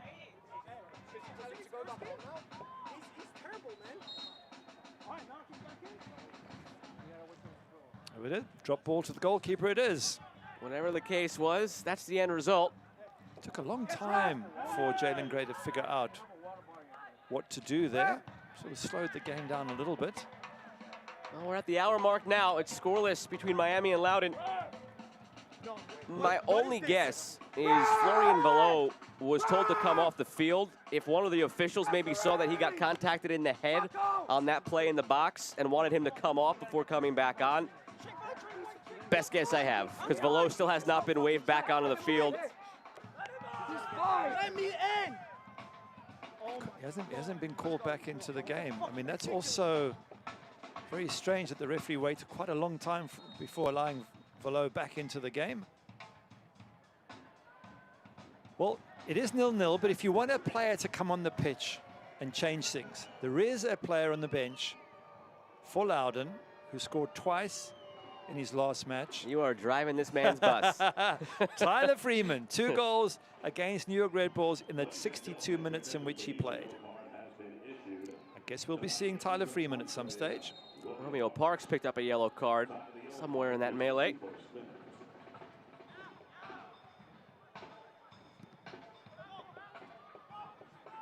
Just for talking back to the official. Here's Sorto looking to turn the corner, and he draws a corner kick out of the equation.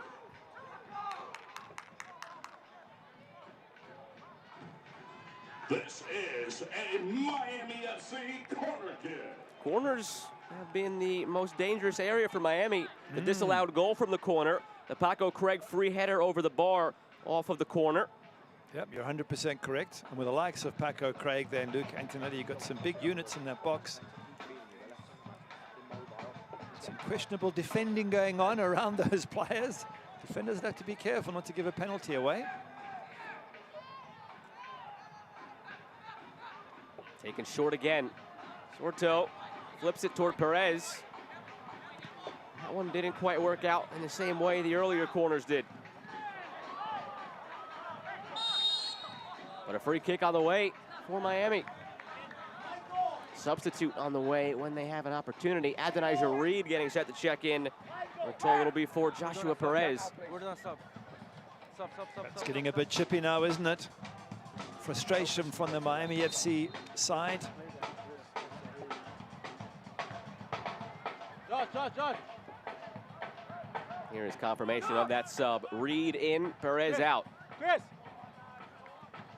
It's important to get fresh legs on for Miami, someone who can maybe just do something different. Haven't been able to get the breakthrough as yet, so unlucky for Josh Perez. Fantastic goal he scored in the opening match against New York Red Bulls, but hasn't quite happened for him today so far. Below. Falls through. Paco Craig couldn't do anything with it. Celebrating its 75th anniversary, Select is proud to be the official match ball supplier of USL Championship. Choose what you play with at www.selectsportamerica.com. Select, League's choice, player's choice.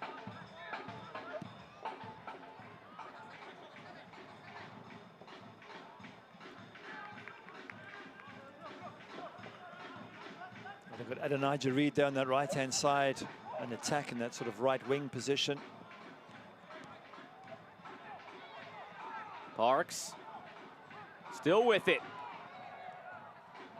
Velo overcooks it.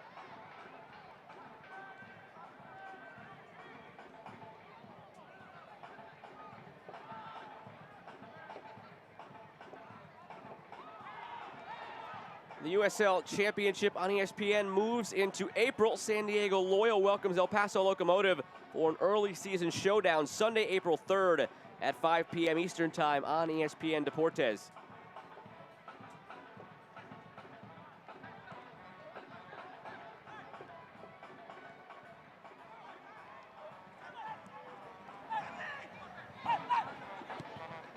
Over the top, a good ball into the path of Camarney Smith. He's in alone. Smith around the goalkeeper, taken down. Maguire has the ball. That's fantastic goalkeeping by Maguire. Just waited his time, waited for Smith to knock the ball ahead, and then just pounced on it. Excellent goalkeeping. He did look to the assistant ref for offside.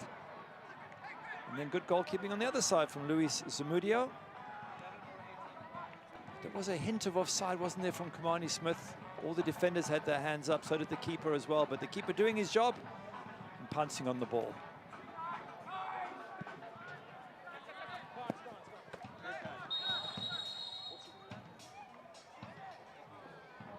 Fans need the latest Miami FC gear. Miami FC. There's about to be a big grin on your face, Gary Bailey. Visit the official Miami FC merchandise. I'll tell you why in a moment, but first we'll look back at that last chance. Camarney Smith, watch the keeper. He waits. And then as Camarney Smith knocks it wide, he just pounces on it. Excellent goalkeeping. He could have tried to slide in here and run the risk of giving a penalty away, but instead he just waited and put all the pressure on the attacker to make the move. Azad Liadi is done, and your man Tyler Freeman has entered the match. Well, he's just my man in the fact that he scored 2 goals last game. I'm thinking, well, if you want someone to actually, you know, win this game for you, maybe he could be a good choice. And it was a point that was made by the coach of Loudoun, Ryan Martin, that he felt his team had played well in the matches and felt they didn't take enough opportunities in front of goal, especially against Indy 11. Slotted through to Sorto. And Zamudio comes away with it. Felt they needed to be more clinical in the final third, Loudoun, particularly in that Red Bull match. Felt they should have been up 2 or 3 goals at halftime after Red Bulls picked up the red card in that game, but it was scoreless, and felt that they kept them around too long. And what disappointed them most is those were the same issues they had against Indy, and they persisted into game 2. Both victories, and he was quick to acknowledge, look, at the end of the day, as long as you are picking up points while you're learning those lessons, that's the best of both worlds. And they beat New York 3-0, and he was upset they didn't make enough chances. But he was talking about in the first half, the chances they made were in the second half, 2 balls on the pitch, in case you think you're seeing double. That's a good manager to have, someone who, even if you do win, lets you know that you could have done better. Keep setting that bar higher and higher for the Loudoun players. Some housekeeping, circling back to another yellow card for dissent to the referee, Luca Antonelli, and that one was maybe brewing from the first half. Oh yeah, from the moment that his goal was disallowed. Adonijah Reed gets it back, continuing the run.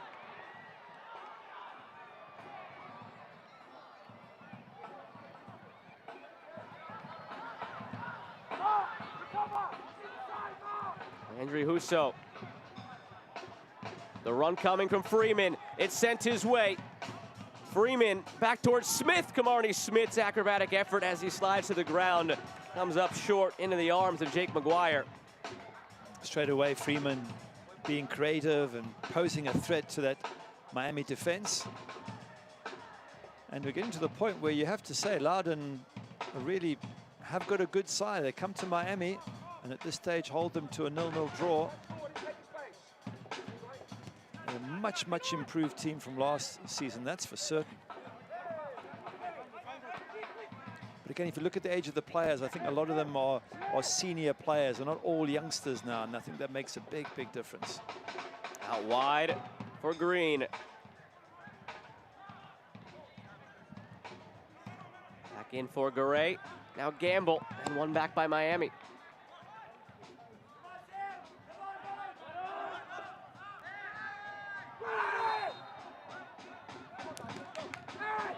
So far, as we approach the 70th minute, talk about some of the attacking pieces for Loudoun. One thing that was an issue for them last year is they leaked goals left and right.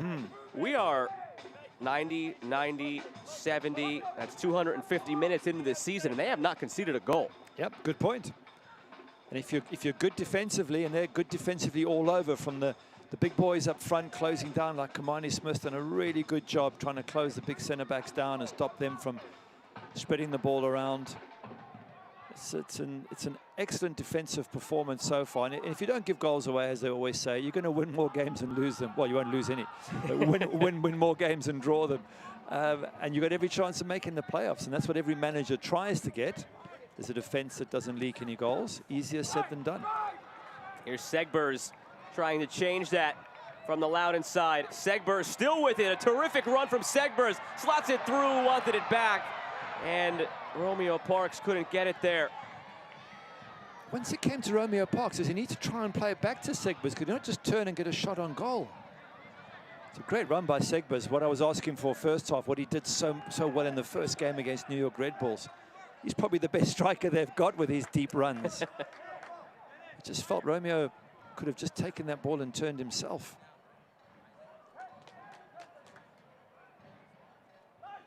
Have a look here. Segbers on the ball. It's a great run. Look where Parks is when he gets it. He's, what is he, 15 yards out. I just wonder if he doesn't just turn and hit it himself. Isaac Espinal getting ready to check in for Loudoun.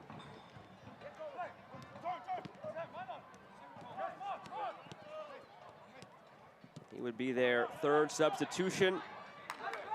It would only be the second window they'd use because they brought Landry Husso in during halftime. Remember, fans, don't miss out on getting your favorite players' autographs for tonight's Football 305 silent access. Here's Antonelli. Fans for autographs at the conclusion of tonight's match. Othello Ba has Christian Sorto down the left wing. Sends it that way in space. Sorto. Sargis closes it down with Hope Gund.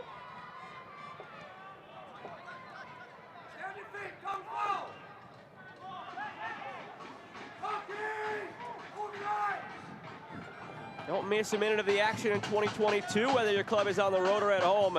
Catch nearly every second of USL Championship on ESPN+, home to USL, MLS, La Liga, Bundesliga, UFC, and more. Sign up today at plus.espn.com. This could be a testing time coming up now for Loudoun. You just get the sense that Miami are in control of the match. Maybe it's been the travel always takes a little bit out of you, and coming down to Miami, maybe the warmer temperatures. This is a big test for Loudoun now, these final 20 minutes.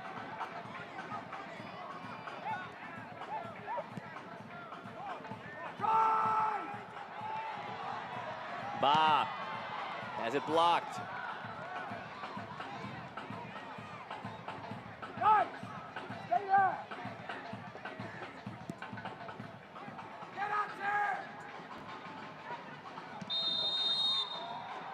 And the flag goes up on Miami. This is an important game for Loudoun to get something. I'm just looking at their upcoming games, Joe. They've got Pittsburgh away next, Lou City home, Oakland Roots away on the other side of the country, and then Birmingham Legion home. Those are four very, very tough games. So given they have 2 wins, if they get a draw here and take that back with them, that's a decent start to the season. And even if they do trip up on some of the upcoming games, at least they've got some points in the bag. Here's Sorto. Gets it forward to Romeo. Parks back towards Sorto. Cleared by Lillard.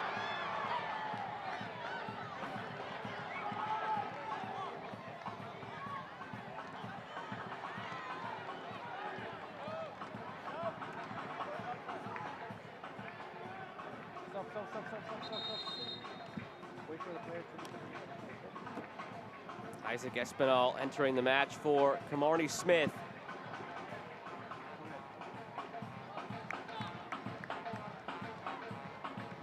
Your attention, please. Substitution for Loudoun United. 16-year-old coming on, Espinal, so really young talent.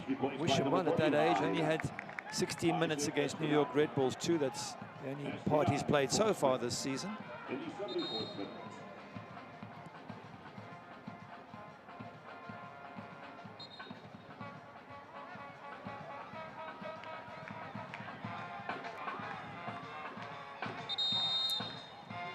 Very rare foul throw call against Miami.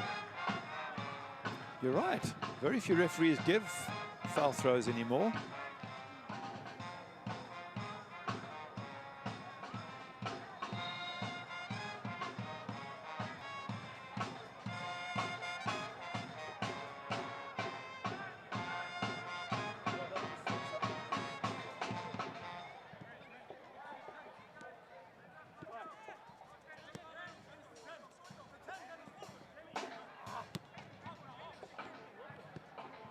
Just thinking back to our conversation against Ryan Martin, one of the things he did say in terms of his aims for the season, he said, do it on the road against tough teams. Well, this is a tough team. They're on the road, and so far they're doing it. Quarter hour to go, still scoreless. Freeman.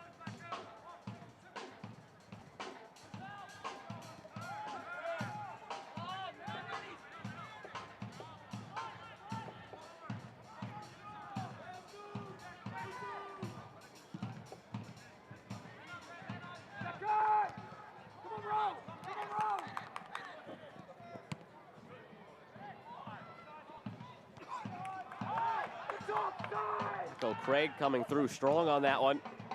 Andrew Husso left on the ground, but the attack now down the right flank for Espinal. Husso right back to his feet, calling for the ball. He had that near post run. He wanted it on the ground, was screaming for it. It's a good run down that right-hand side, but the final product from the youngster is not on target. He looked very quick with his feet, didn't he? Good skills. That'll excite Ryan Martin. Just got to get that final product. Decent ball. Got to get the head up, see where the runners are, and get a decent ball into the box.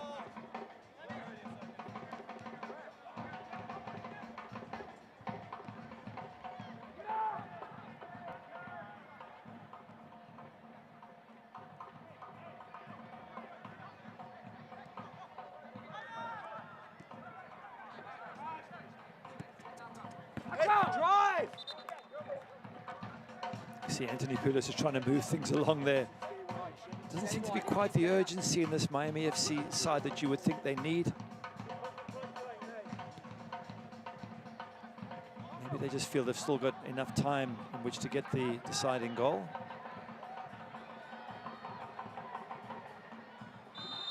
And the flag up on Othello Ba. Can't watch the match? Turn on Sirius XM FC 157, North America's only 24/7 source for engaging soccer talk, including USL All Access Tuesday nights at 7 Eastern. Hear live matches from the USL, MLS, English Premier League, and more. All on Sirius XM FC 157 and the Sirius XM app. Yep, I listen to Devon Kerr and Mike Watts every week to catch up on what their views are on the USL. Always a fountain of knowledge, the two of them, and some good interviewees they have as well.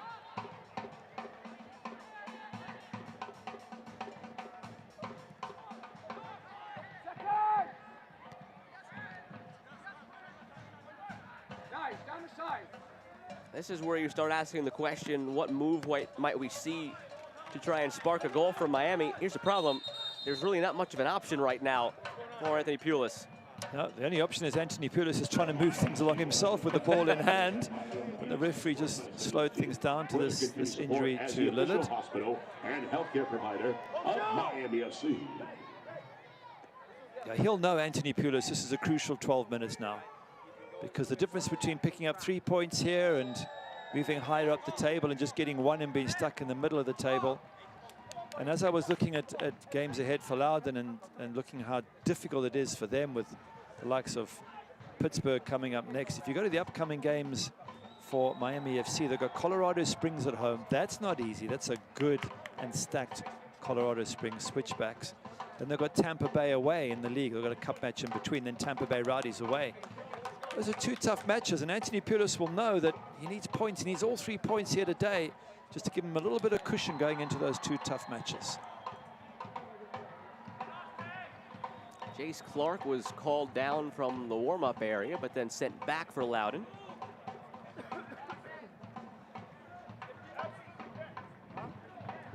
Perhaps just waiting to see if Lillard can continue.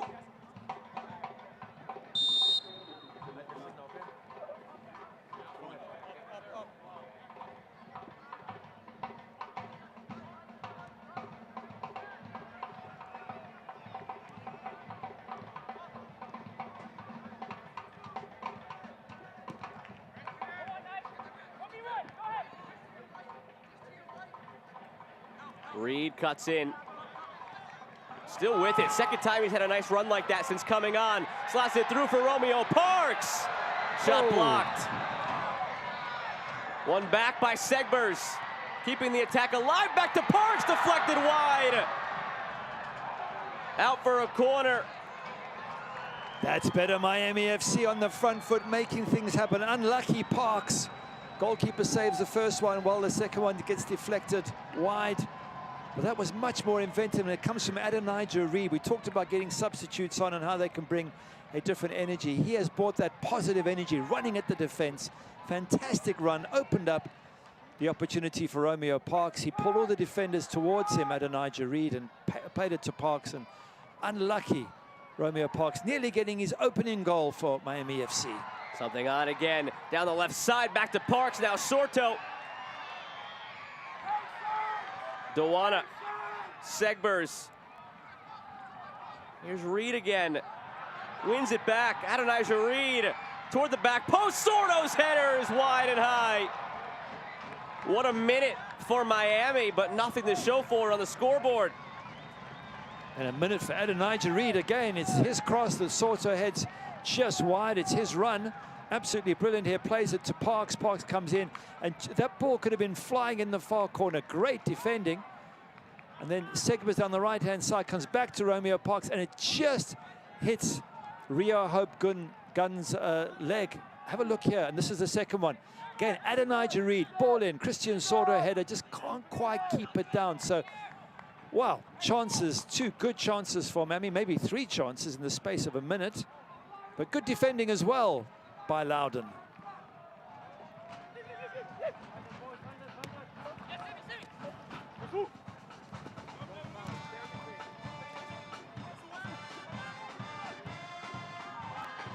Gadiri.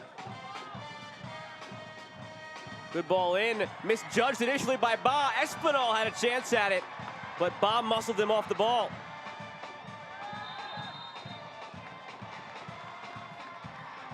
Foul against Loudoun. Jacob Green upset with the call with 8 minutes to go. Well, some drama here at the end. It's been a while coming, but at last opportunities in the box, maybe because of tired legs, players not sticking with their markers.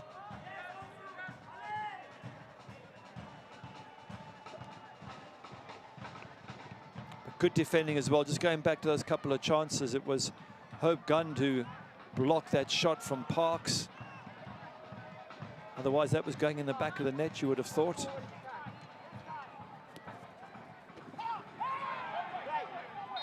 Gadiri, a heavy challenge from behind. Reed, slow to get up. Gadiri is already in the book, and that's going to be it. The remainder of the game, Loudoun is down a player. Yep. And you talk about silly yellows, it comes back full circle. He got that yellow early in the first half for throwing the ball away after a throw-in. Exactly. Number of times that happens. And as a coach, as Ryan Martin must be shaking his head. But and I tell you what, it's a bad tackle. And if you're on a yellow, you can't make those sort of tackles. So Gadiri should know better. And his manager, Ryan Martin, will no doubt have a chat with him after this match and just say, you know what, you got yourself into trouble there. But it was a bad tackle from behind anyway. That was always going to get him into trouble. That the first yellow, unnecessary. Now, is that the chance for Miami FC to get the breakthrough they've been looking for?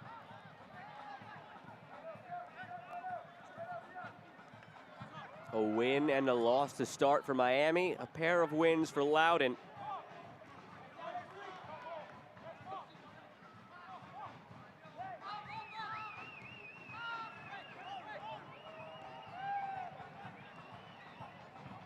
Once again, that record of red cards just keeps tallying up this season. Nearly every second game there seems to be a red card. Offside flag gone up on Sorto.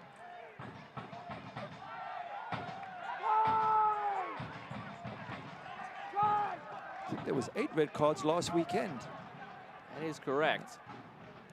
That's a lot of red cards in one weekend, and players will need to learn very quickly that the referees are being strict this season. Reed gives it away. Freeman going 1v4.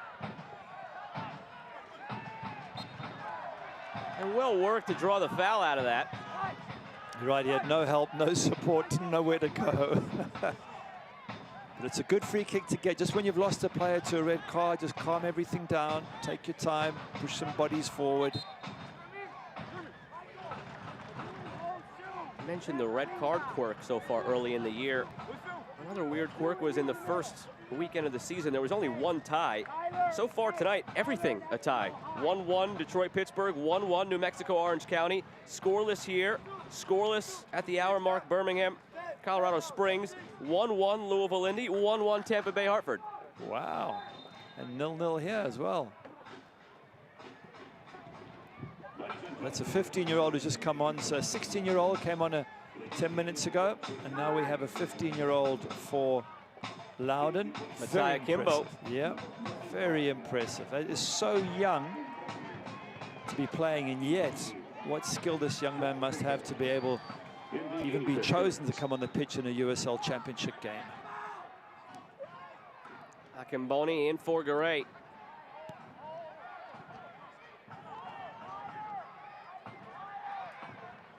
Loudoun down a man with a few minutes to go. On the overlap, it's Ba.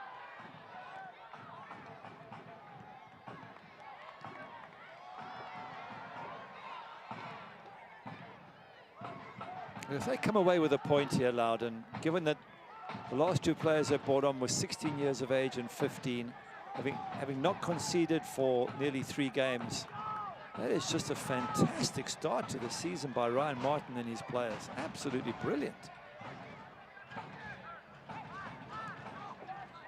But there's still a few minutes to go.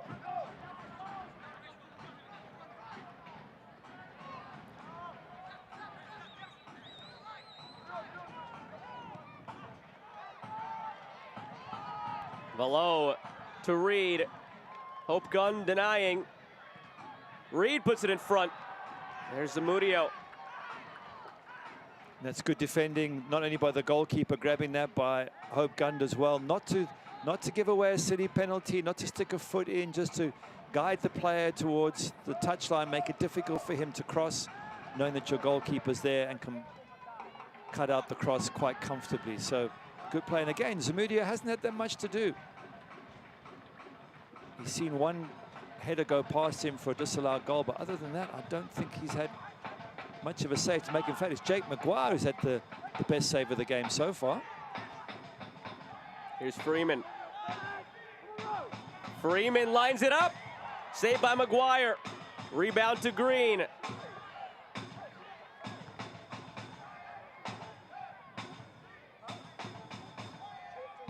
And a foul. A silly one in the corner against Othello Ba. You're right, unnecessary.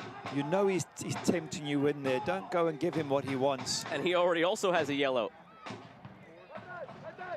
It was the other silly one picked up in the first few minutes. You're quite right. I mean, imagine if he was given a yellow for that and sent off. As a manager, you go nuts. Players have to understand when they can and can't tackle him. When you're on a yellow, you know you've got to be incredibly careful.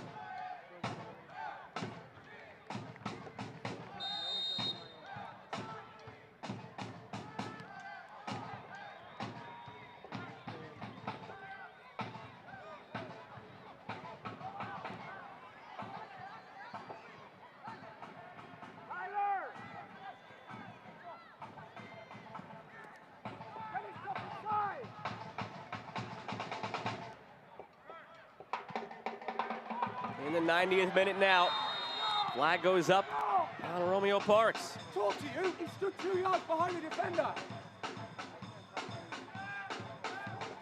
Frustrating time for Anthony Pulis. He's trying to tell the assistant referee what should be happening. But it's, you know, when you have what looks like a good goal disallowed, and we still don't know the reason why, but I think it was because there was a player in an offside position behind the goalkeeper, but I don't think he was interfering with play. But if that's the reason, it makes it a very, very, very frustrating day, because, you know, one goal can make the difference, obviously, especially when you're 0-0. Looks like Othello Ba is going to hobble off the field as Junior Palacios is set to check in.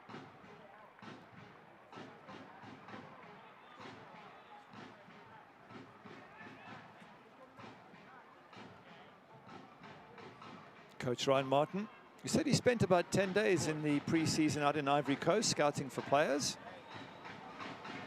He said it was a busy pre-season, players coming in, ladies and gentlemen, you're traveling around the country looking for players. 4 minutes of added time at the end of this one.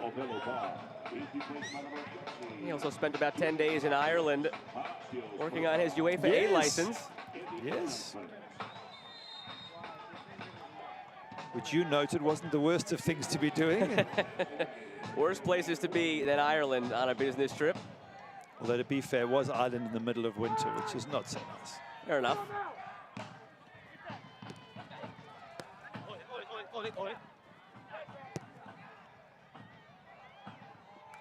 All the way across for Akinyoti.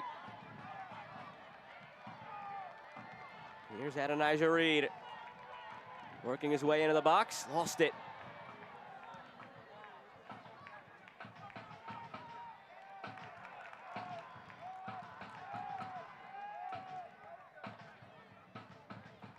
Well, there's a seconds tick away. You now know exactly what the press conference is going to be about. The disallowed goal, the reasons why, the goal that could have made a difference for Miami FC. But take nothing away from Loudoun in the way they've been able to defend. And again, goalkeeper Luis Zamudio has had very, very little to do, which is massive credit to the defense and the defensive actions, in fact, of the entire team in front of him. He has not had to make a save in this one. 0 official shots on target for Miami. He's had to come out and field a few crosses, but no saves on a goalward shot. That could all change, though, so long as there's still time left on the clock. And that one out for a corner. Kissing the ball there, because this is it for Vallo. He knows there's only a minute or two left. Paco Craig, Luca Antonelli. Big, strong players, great headers of the ball. Let's see what they can do.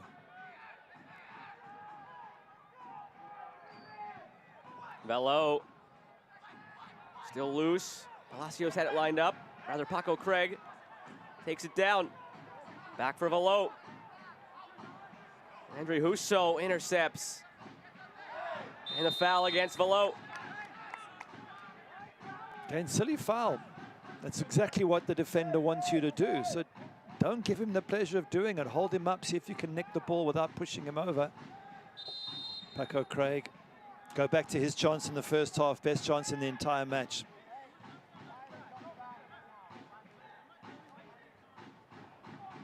Oh, they've worked the clock down a little bit by taking their time here, Loudoun.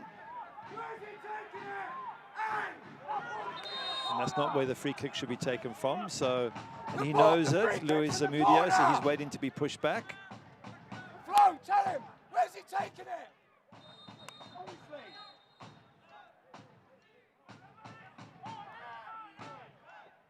Has he been told to take it? That's what Pulis is hoping for. Yep. The foul was right next to the corner flag, certainly not where Zamudio is standing at the moment. But this is all time wasting. That's the whole idea. Frustrating for Anthony Pulis.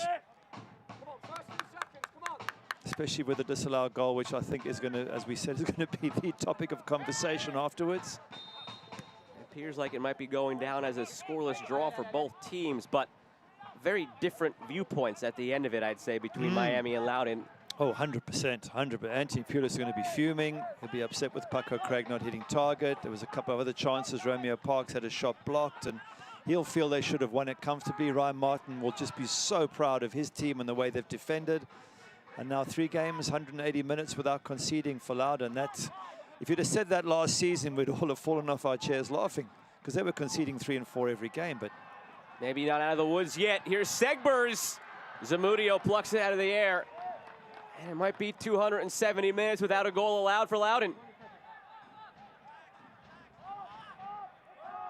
Segber's doing well, bombing forward. I wish we'd have seen more of that from him first half, because he's so good at that. And we saw even better in the first game against New York Red Bulls when he scored and assisted. But frustrating day at the office, I think, for Miami FC.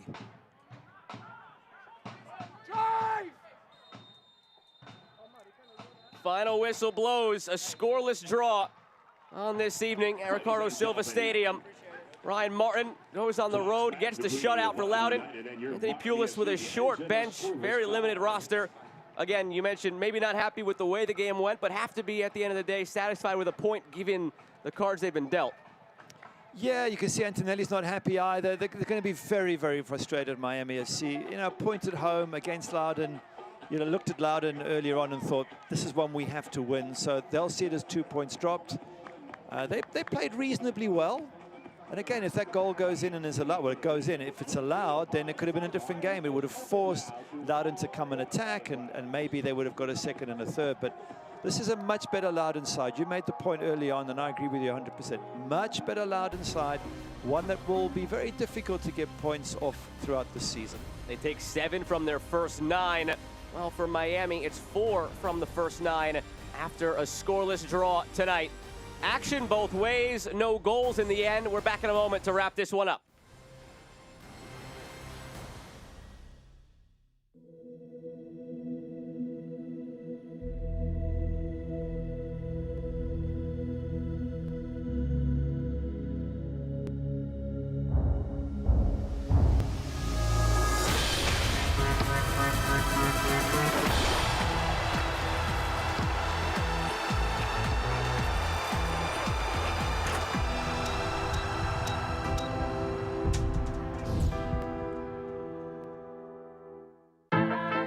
Some people think Miami is just flamingos and palm trees. And hell yes, we have badass sunsets. But Miami's Little Havana, Doral, Little Haiti, Hialeah, Wynwood, Coconut Grove, Kendall, Calle Ocho, Sweetwater, Homestead, cortaditos y coladas, empanadas y croquetas. Is so much more.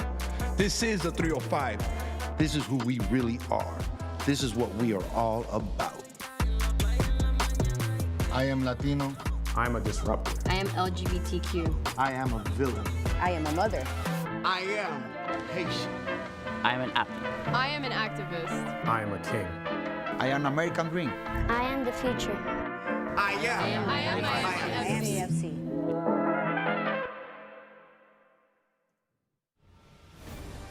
Scoreless draw tonight between Miami and Loudoun, taking a point each. Bolu Akinyoti, another big game in the middle of the midfield, but the players in front of him offensively couldn't get anything to show for it.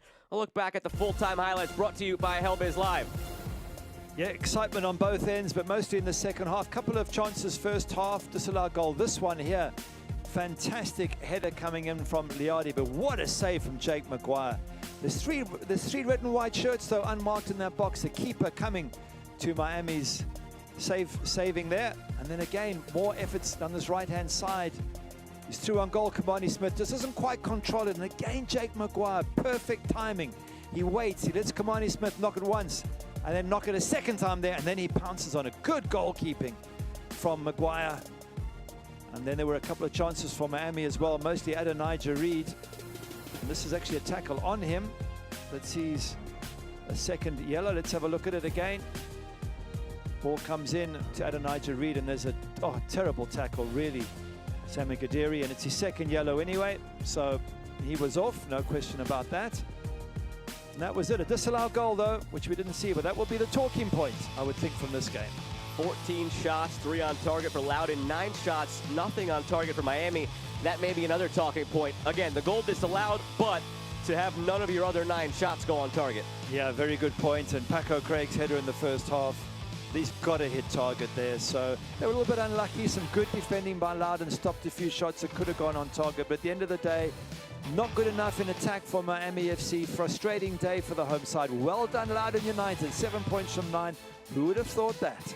When these two teams met on this field last year, it was a 5-goal win for Miami FC. A different story tonight, a much different Loudoun team in 2022. They've yet to concede through 3 matches. They're unbeaten with 2 wins and a draw, and Miami now 1-1-1 through 3 days of play in the USL Championship season. That'll do it for us tonight from Ricardo Silva Stadium. From my broadcast partner Gary Bailey and our terrific crew, I'm Joe Malfa saying good night from Miami. This copyrighted telecast of the United Soccer League Championship cannot be retransmitted, rebroadcast, or reproduced without the expressed written consent of the United Soccer League Championship.